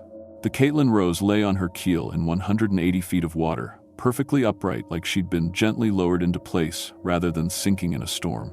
Her hull was intact, no visible damage, fishing gear still neatly stowed on deck. Everything looked normal except for one detail that made Marcus grab my arm underwater and point frantically. Every light on the ship was on. Not emergency lighting or battery-powered systems that might last a few hours after sinking. Every floodlight, every cabin light, every navigation beacon was burning bright like the ship had power. Impossible after 4 years underwater, but undeniable through our diving masks. We surfaced immediately to check our equipment and discuss what we'd seen. Underwater hallucinations aren't uncommon at depth, but both Marcus and I had observed the same thing. Sarah suggested electrical phenomena sometimes associated with metal wrecks in salt water, but she'd never seen anything like sustained lighting systems operating after years underwater. Against every instinct, screaming at me to abort the dive, we went back down. The ship's exterior was completely normal except for the lighting. No marine growth, no corrosion, no impact damage. The Caitlin Rose looked like she'd been sunk yesterday instead of 4 years ago. We found the dive platform on the stern and secured our descent line, then began documenting the wreck with underwater cameras. That's when we discovered the first impossible thing. Through the wheelhouse windows, we could see someone moving around inside the cabin. A figure in yellow rain gear was standing at the ship's wheel, making small steering corrections like he was navigating through rough weather. We could see his hands clearly through the glass, working the controls, checking gauges, responding to conditions we couldn't observe. The man appeared completely normal, except for the fact that he was 180 feet underwater in a ship that had been sunk for 4 years. Marcus and I exchanged hand signals. We'd both seen the same thing. This wasn't nitrogen narcosis or equipment malfunction. Someone was inside that wheelhouse, and they were acting like they didn't know the ship had sunk. We swam around to the main cabin entrance and found the door standing open. No air bubbles, no flooding, just an open doorway leading into a fully illuminated interior. Against every rule of safe diving, we entered the ship. The main cabin looked exactly like a working fishing vessel. Coffee cups sitting on tables, charts spread across the navigation station, personal belongings hanging on hooks like the crew had just stepped away for a moment. Everything was dry. Not waterlogged, not covered in marine growth, completely dry and normal. And we could hear voices. Through our regulators and the water around us, we could clearly hear human conversation coming from deeper in the ship. Men talking about weather conditions, discussing fishing coordinates, making plans for the next day's work. The voices sounded muffled and distant, but definitely human. We followed the sound toward the crew quarters, swimming through corridors that should have been flooded and dark, but were instead warm, dry, and brightly lit. Our depth gauges still read 180 feet. Our pressure gauges showed we were breathing compressed air at depth. But everything around us suggested we were inside a normal, functioning vessel. In the crew mess, we found them. 12 men sitting around tables, eating meals, and talking about their families back home. They were wearing the same clothes described in the missing persons reports: flannel shirts, work pants, baseball caps with fishing company logos. They looked completely normal and alive, except for their eyes. Their eyes were the flat black of deep ocean water. When they noticed us swimming in their mess hall, they didn't react with surprise or alarm. They smiled and waved like we were expected guests. One of them, an older man with a gray beard, stood up and walked over to us. He opened his mouth to speak, and freezing salt water poured out instead of words. That's when we understood. These weren't living men. They were the crew of the Caitlin Rose, and they had no idea they were dead. We tried to leave immediately, but the ship wouldn't let us. Every corridor we swam down led back to the crew mess. Every doorway we passed through returned us to the same room full of dead men who thought they were still alive. The exit we'd used to enter the ship was no longer there, just solid wall where the door had been. Marcus checked his air supply and tapped his gauge frantically. We'd been underwater for 40 minutes, well past our planned bottom time. But when we tried to ascend, we couldn't. Some force was holding us inside the ship at 180 feet, and our air was running dangerously low. The dead crew seemed to understand our predicament. The older man with the gray beard approached us again, and this time he gestured for us to follow him. He led us through corridors that hadn't existed moments before, past crew quarters where we could see other dead fishermen going through the motions of their daily routines, sleeping in bunks, checking equipment, writing letters they'd never send. The man brought us to the ship's engine room, where the impossible became horrifying. The engines were running. Not just operating, but running perfectly, maintaining the ship's electrical systems and life support. But the fuel feeding those engines wasn't diesel, it was human memory. Through transparent fuel lines, we could see flowing streams of light carrying images, voices, and experiences from the 12 dead crew members. Memories of their families, their lives on shore, their last moments before the ship went down. The engines were consuming their consciousness to power the ship's systems, keeping the Caitlin Rose operational in some twisted version of normal life. And the fuel was running low. The gray-bearded man pointed to gauges showing the memory reserves nearly empty. Then he pointed to us. Fresh memories. New fuel for the engines. We realized the Caitlin Rose wasn't just a ghost ship, it was a trap. The vessel had somehow become conscious when it sank, feeding on the crew's memories to maintain a false reality where they could continue their normal lives. But like any engine, it needed fuel. And now it had found 3 new sources. I felt something cold wrap around my ankle and looked down to see a fuel line connecting itself to my diving gear. Marcus and I tried to swim away, but more lines emerged from the engine room walls, reaching for our equipment with mechanical precision.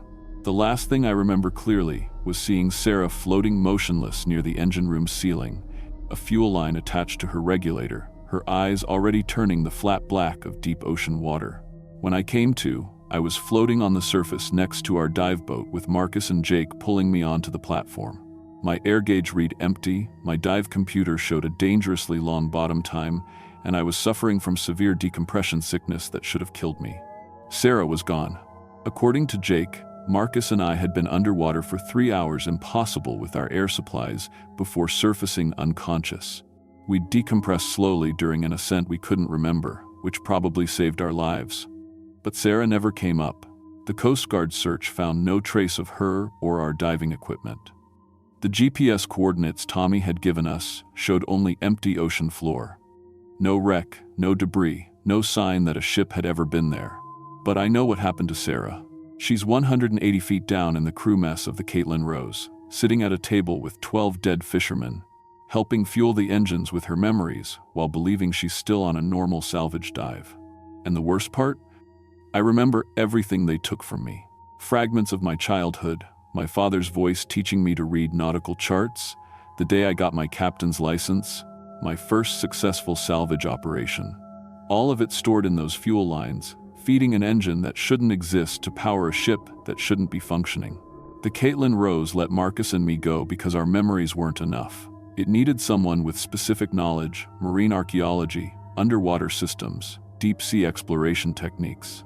Sarah had exactly the expertise required to help the ship maintain its underwater reality for another few years. I've stopped taking salvage contracts in Alaska waters. Told my insurance company I'm shifting to Caribbean operations, warmer water, easier diving conditions.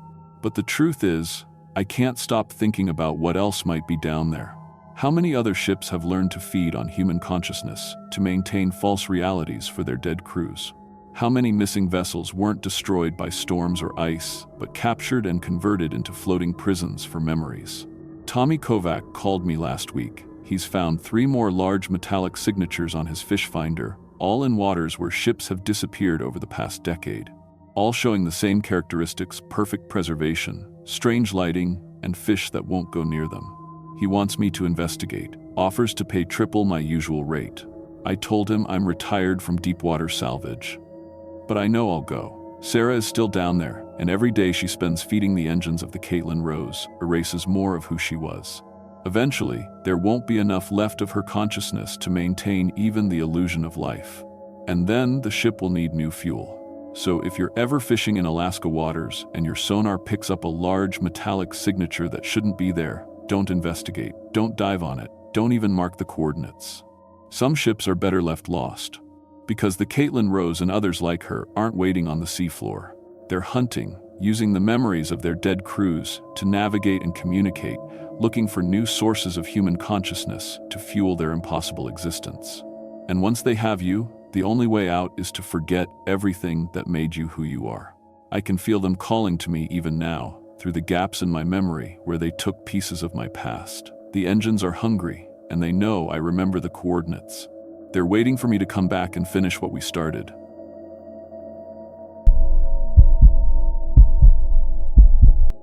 My name is Emma Rodriguez, and I've been a postal delivery worker for the U.S. Postal Service for 3 years. Most people think mail delivery means driving a truck around suburbs, but my job is different. I operate postal boat routes in Alaska, delivering mail to remote villages that can only be reached by water during the summer months. I've handled everything from emergency medical deliveries to Christmas packages in 40-below weather. I thought I'd seen every challenge these waters could throw at me. But what happened last summer on my Arctic mail route revealed something that's been hunting in these waters for over 70 years. There are ghost ships in the Alaskan wilderness, and they're not just echoes of the past, they're actively recruiting new crew members.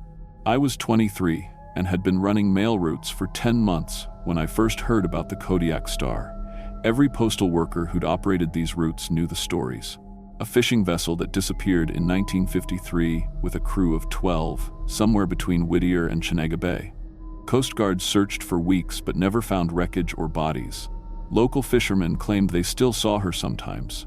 Lights moving across the water on foggy nights, following the same fishing patterns she'd used 70 years ago. What made the stories unsettling wasn't just another missing boat, it was the pattern. Every few years, another vessel would vanish along the same route.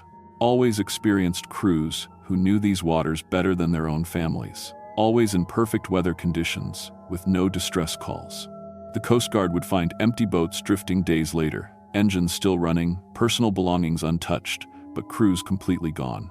My route covered 8 tiny communities scattered across the remote coastline, places like Whittier, Chenega Bay, and Port Graham. Each village had maybe 50 to 200 people, and during summer, I was their only connection to the outside world. No roads, no airports big enough for regular flights, just me and the Arctic Mail, a 36-foot postal service boat built for rough water and heavy cargo. The work was hard, but I loved it. Every delivery mattered. Birth certificates for new babies, prescription medications for elderly residents, letters from family members thousands of miles away. Some villages only got mail twice a week, so people would gather at the tiny post offices when they heard my engine coming. Kids would wave from the docks. Village elders would share coffee and stories about their fishing seasons. But they also shared darker stories. Late at night, over coffee that had been brewing too long, they'd talk about the ghost ships. Not just the Kodiak Star, but others. The Arctic Dawn that vanished in 1967, the Tidal Grace that disappeared in 1981, the Northern Wind from 1995. All following the same pattern: experienced crews, perfect conditions, no trace except empty boats found drifting with engines running. They're still out there, an old fisherman named Joe told me in Port Graham. Still working their routes, still fishing the same grounds. But now they're fishing for something different. He stared out at the dark water. They're fishing for crew. I kept detailed logs of everything: weather conditions, delivery times, fuel consumption, mechanical issues. The Postal Service required exact documentation for remote routes. My boat had GPS navigation, marine radio, emergency beacon, and a satellite phone for backup communication. Standard procedure was to report my position every 4 hours and notify the district office of any delays or problems. The Arctic Mail was reliable: twin diesel engines, recently serviced navigation equipment, and enough fuel capacity for 3-day trips. I knew every sound she made, every vibration that meant normal operation versus something needing attention. After 10 months, I could predict weather changes by how she handled the waves. My July route always started the same way: load mail and packages at the Seward Postal Facility, check weather reports, file my navigation plan, and head out at dawn. 8 stops over 3 days, following approved shipping lanes that avoided dangerous currents and shallow water. I'd done this exact route 47 times without any serious problems. That Tuesday morning, July 15th, weather conditions were perfect. Calm seas, clear skies, no small craft advisories. I was making good time, ahead of schedule for my first stop at Whittier. Around noon, I pulled into a small protected cove where I always ate lunch. It was a peaceful spot with a narrow beach, surrounded by spruce trees. I'd stopped there dozens of times before. That's when I saw the first stone cairn. 3 rocks balanced perfectly on top of each other, sitting right in the center of the beach where I always anchored. They weren't there the week before. I was absolutely certain. The balance was impossible, like someone had spent hours getting it exactly right. A piece of rope was coiled on top, but not regular rope. This was old manila line, the kind they stopped making decades ago. The rope fishermen used in the 1,950 seconds. I figured some hiker had built it using rope they'd found washed up on shore. But something about it bothered me. The rope looked ancient, like it had been underwater for decades, but it wasn't rotting.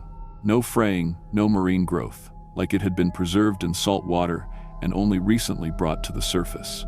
When I knocked it down, the silence hit me immediately. Every sound stopped. No birds singing, no wind through the trees, no waves lapping against the shore. Complete, unnatural silence that made my ears ring. But worse than the quiet was what I heard underneath it: the distant sound of a diesel engine, running low and steady somewhere out on the water. I looked toward the horizon, but saw nothing. No boats, no movement, just empty ocean stretching to the mountains. But the engine sound continued for maybe 30 seconds, then faded away as normal sounds slowly returned. Birds started chirping again. Waves resumed their rhythm. I told myself it was just another fishing boat passing too far away to see. But I checked my marine radio anyway. Dead silence on all frequencies. No traffic, no chatter from fishing boats or Coast Guard. Like every vessel in hundreds of square miles had suddenly stopped transmitting. That night, back at the Seward dock, I found rope tied to my boat's rigging. Not red fabric strips like the outline mentioned, that was wrong. It was rope. 7 pieces of old manila line, each about 18 inches long, tied to various cables and railings around the boat. The same rope I'd seen on the cairn, impossibly preserved despite looking decades old. Each piece was tied with identical bowlines, proper maritime knots that took skill to make correctly. Someone had been on my boat while I was sleeping at the motel. Someone who knew boats, knew proper seamanship. The marina had security cameras and locked gates. How had anyone gotten close enough to tie rope to my rigging without being seen? I untied them and threw them in the marina dumpster, but it bothered me all night. The rope felt wrong in my hands, too stiff, too cold, like it had been soaking in ice water. And it smelled like the deep ocean, like things that had been underwater for a very long time. The next morning, I found the rope pieces floating beside my boat, still tied in perfect bowlines. I checked the dumpster, empty except for normal marina trash. Somehow, 7 pieces of waterlogged rope had made their way from a locked dumpster back to my boat and arranged themselves in the water around my hull. That was impossible, but there they were, bobbing gently in the morning tide. This time I threw them as far as I could into deep water and watched them sink. I filed my route plan and headed out for day 2 of the mail run, trying to convince myself it was just some kind of prank. But the cairns started appearing everywhere. At every stop on my route, I found stone stacks. Always 3 rocks, always perfectly balanced, always with old manila rope on top. They showed up overnight in places I'd checked thoroughly the day before, on docks, beaches, even on floating platforms where mailboats tied up. The rope was always identical. The same vintage manila line that fishing boats used in the 1,950 seconds. The villagers noticed them too, but their reactions were different than I expected. In Cheniga Bay, an elderly Chugach woman named Mary didn't seem surprised. "They're back," she said quietly, looking at the cairn on her village dock. "Haven't seen them for 5 years. Last time, we lost 2 boats." I asked what she meant by they, but she wouldn't explain directly, just shook her head and said, "The crews that never came home, they're recruiting again." In Port Graham, Joe, the fishing boat captain, was more specific. "Those cairns mark recruiting grounds," he said. "When the ghost ships need new crew, they start leaving markers. Been happening since the 1,950 seconds. They take experienced boat handlers, people who know these waters." He told me about the pattern. Cairns would appear for weeks before anyone disappeared. Always in places where skilled boat operators worked, fishing grounds, mail routes, supply runs to remote villages. Then boats would start having problems. Equipment failures, navigation issues, communication breakdowns. Finally, experienced crew members would vanish, leaving their boats empty and drifting. The Kodiak Star started it all, Joe explained. Lost her whole crew in a winter storm in 1953, but instead of sinking, she just kept going. Still following her fishing route, still working the same grounds, but now she needs crew to keep operating. During my next mail run, I started noticing problems with my equipment near the cairns. My compass would swing wildly when I got within 100 yards of the stone markers. The GPS showed impossible readings, coordinates that placed me in locations I'd never been, some of them hundreds of miles inland. The marine radio filled with static and something that sounded like Morse code, but in patterns I didn't recognize. Long dashes, short dots, pauses that seemed deliberate. Someone was transmitting, but not in standard maritime code. When I tried to respond, my radio would suddenly go dead for minutes at a time. The emergency beacon showed green lights like it was working normally, but when I tested it, no acknowledgement came back from the Coast Guard.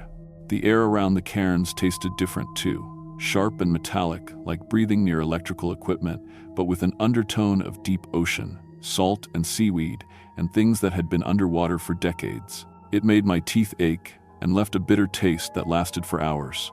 That's when I first saw her clearly. The Kodiak Star. An old fishing vessel, maybe 60 feet long, painted white with blue trim that had faded to gray. She appeared about a quarter mile off my starboard bow during my Thursday morning delivery run, matching my course and speed perfectly. At first glance, she looked like any working fishing boat, nets hanging properly, rigging in good order, moving with the steady purpose of a vessel with experienced crew. But something was wrong with the details. Her wheelhouse windows were dark, not reflecting sunlight like they should. No wake behind her stern, despite clearly making way through the water. And she was too quiet. Fishing boats that size made noise, engine rumble, and water sound that carried for miles. The Kodiak Star moved in complete silence. Through binoculars, I could see figures on deck.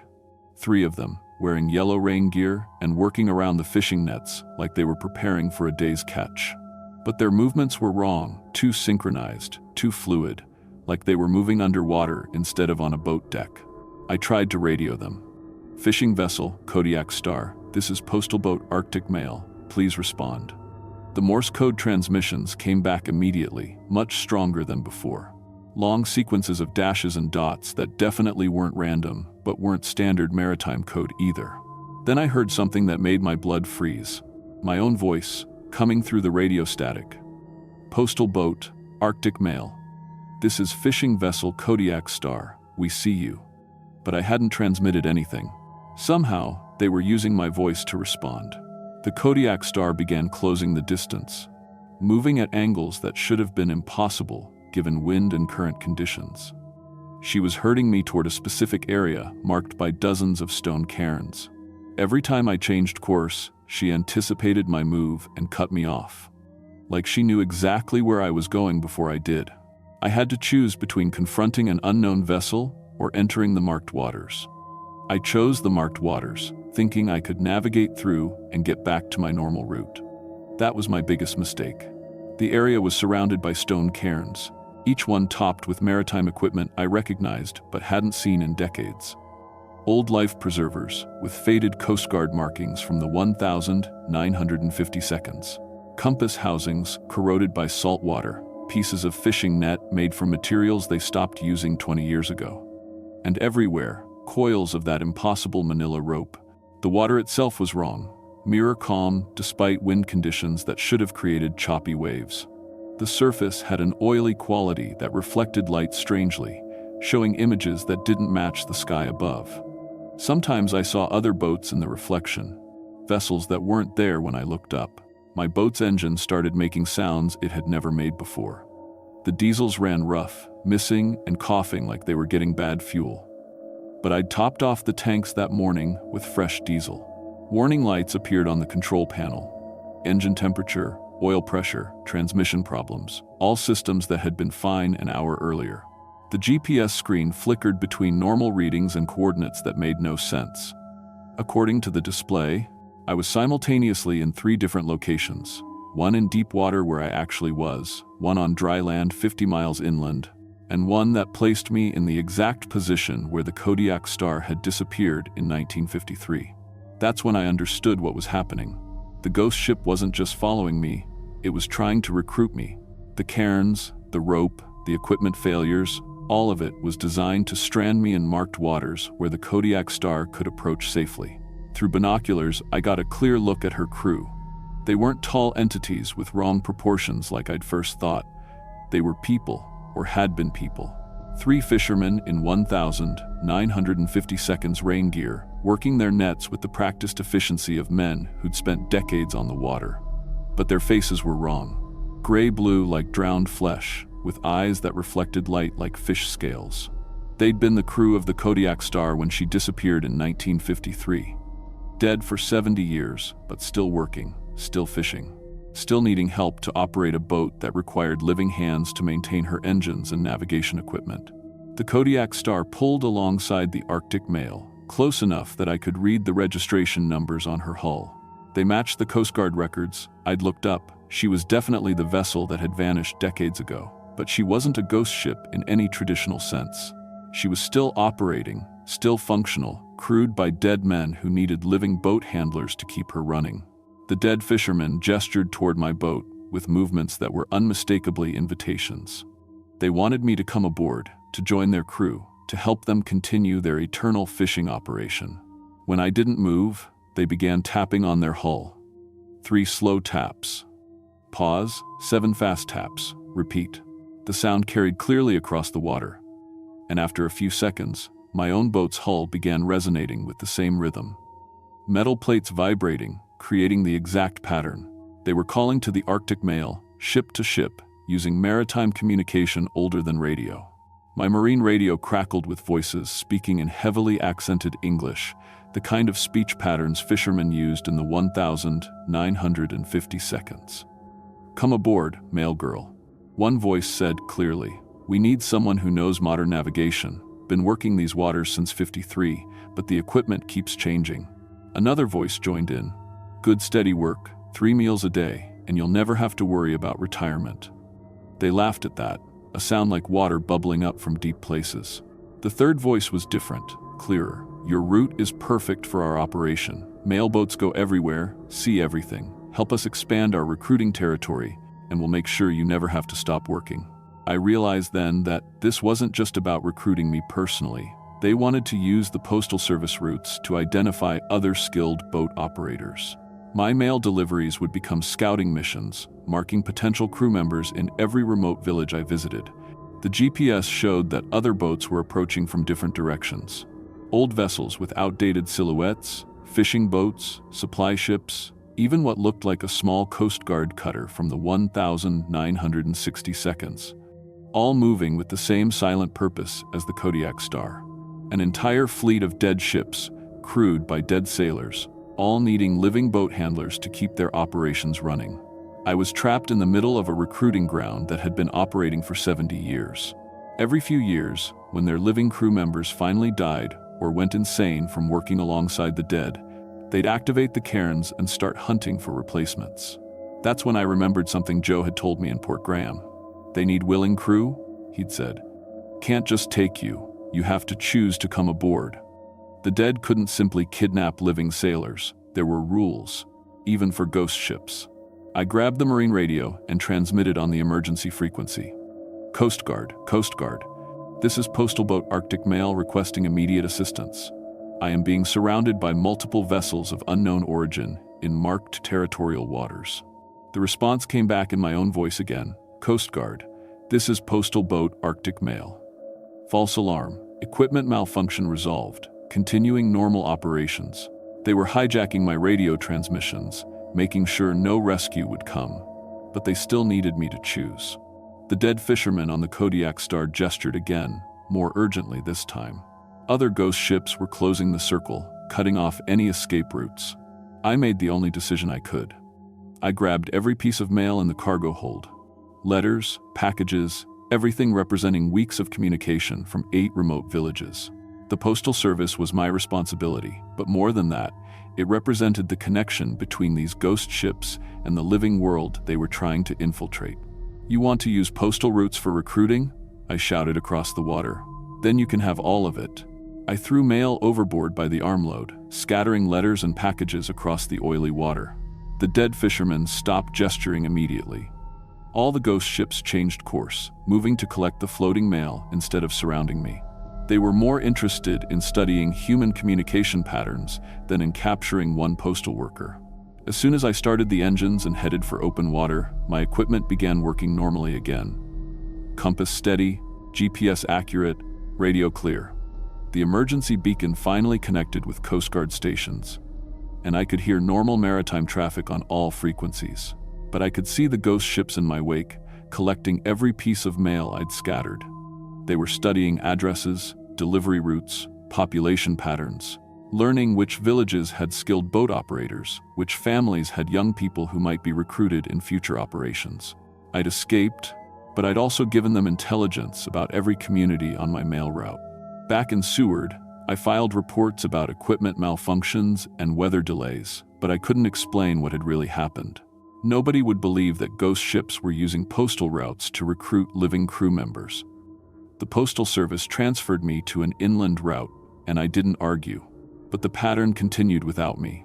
Over the following months, 3 more boats disappeared along the same route. Experienced crews, perfect weather, no distress calls. Empty vessels found drifting with engines running and personal belongings untouched. Each time, stone cairns had appeared weeks before at the locations where the missing boats operated. Always 3 rocks, always with old manila rope. Always marking recruiting grounds for dead ships that needed living hands to keep working. I still work for the Postal Service, but I stick to truck routes now. No boats, no remote deliveries, no isolated waterways. But I monitor Coast Guard reports and fishing industry news. The ghost ship fleet is growing. Every few years, another vintage vessel appears on radar screens before vanishing again. All of them crewed by the dead, all of them needing living boat handlers to maintain their eternal operations. The worst part is knowing that I helped them. The mail I scattered gave them detailed information about every remote community in Alaska. Population numbers, family connections, who had boat experience, who might be suitable for recruitment. I provided intelligence that made their hunting more efficient. If you work on boats in Alaskan waters, watch for the stone cairns. Don't investigate them, don't disturb them, and never enter waters they mark. Because the ghost ships are still recruiting, and they're very good at making offers you'll find hard to refuse. The dead have been fishing these waters for 70 years, and they're not fishing for salmon anymore, they're fishing for crew. And once they hook you, you'll be working these same waters forever, helping them recruit the next generation of living sailors to join their eternal fleet. The Kodiak star is still out there, and she's not alone anymore.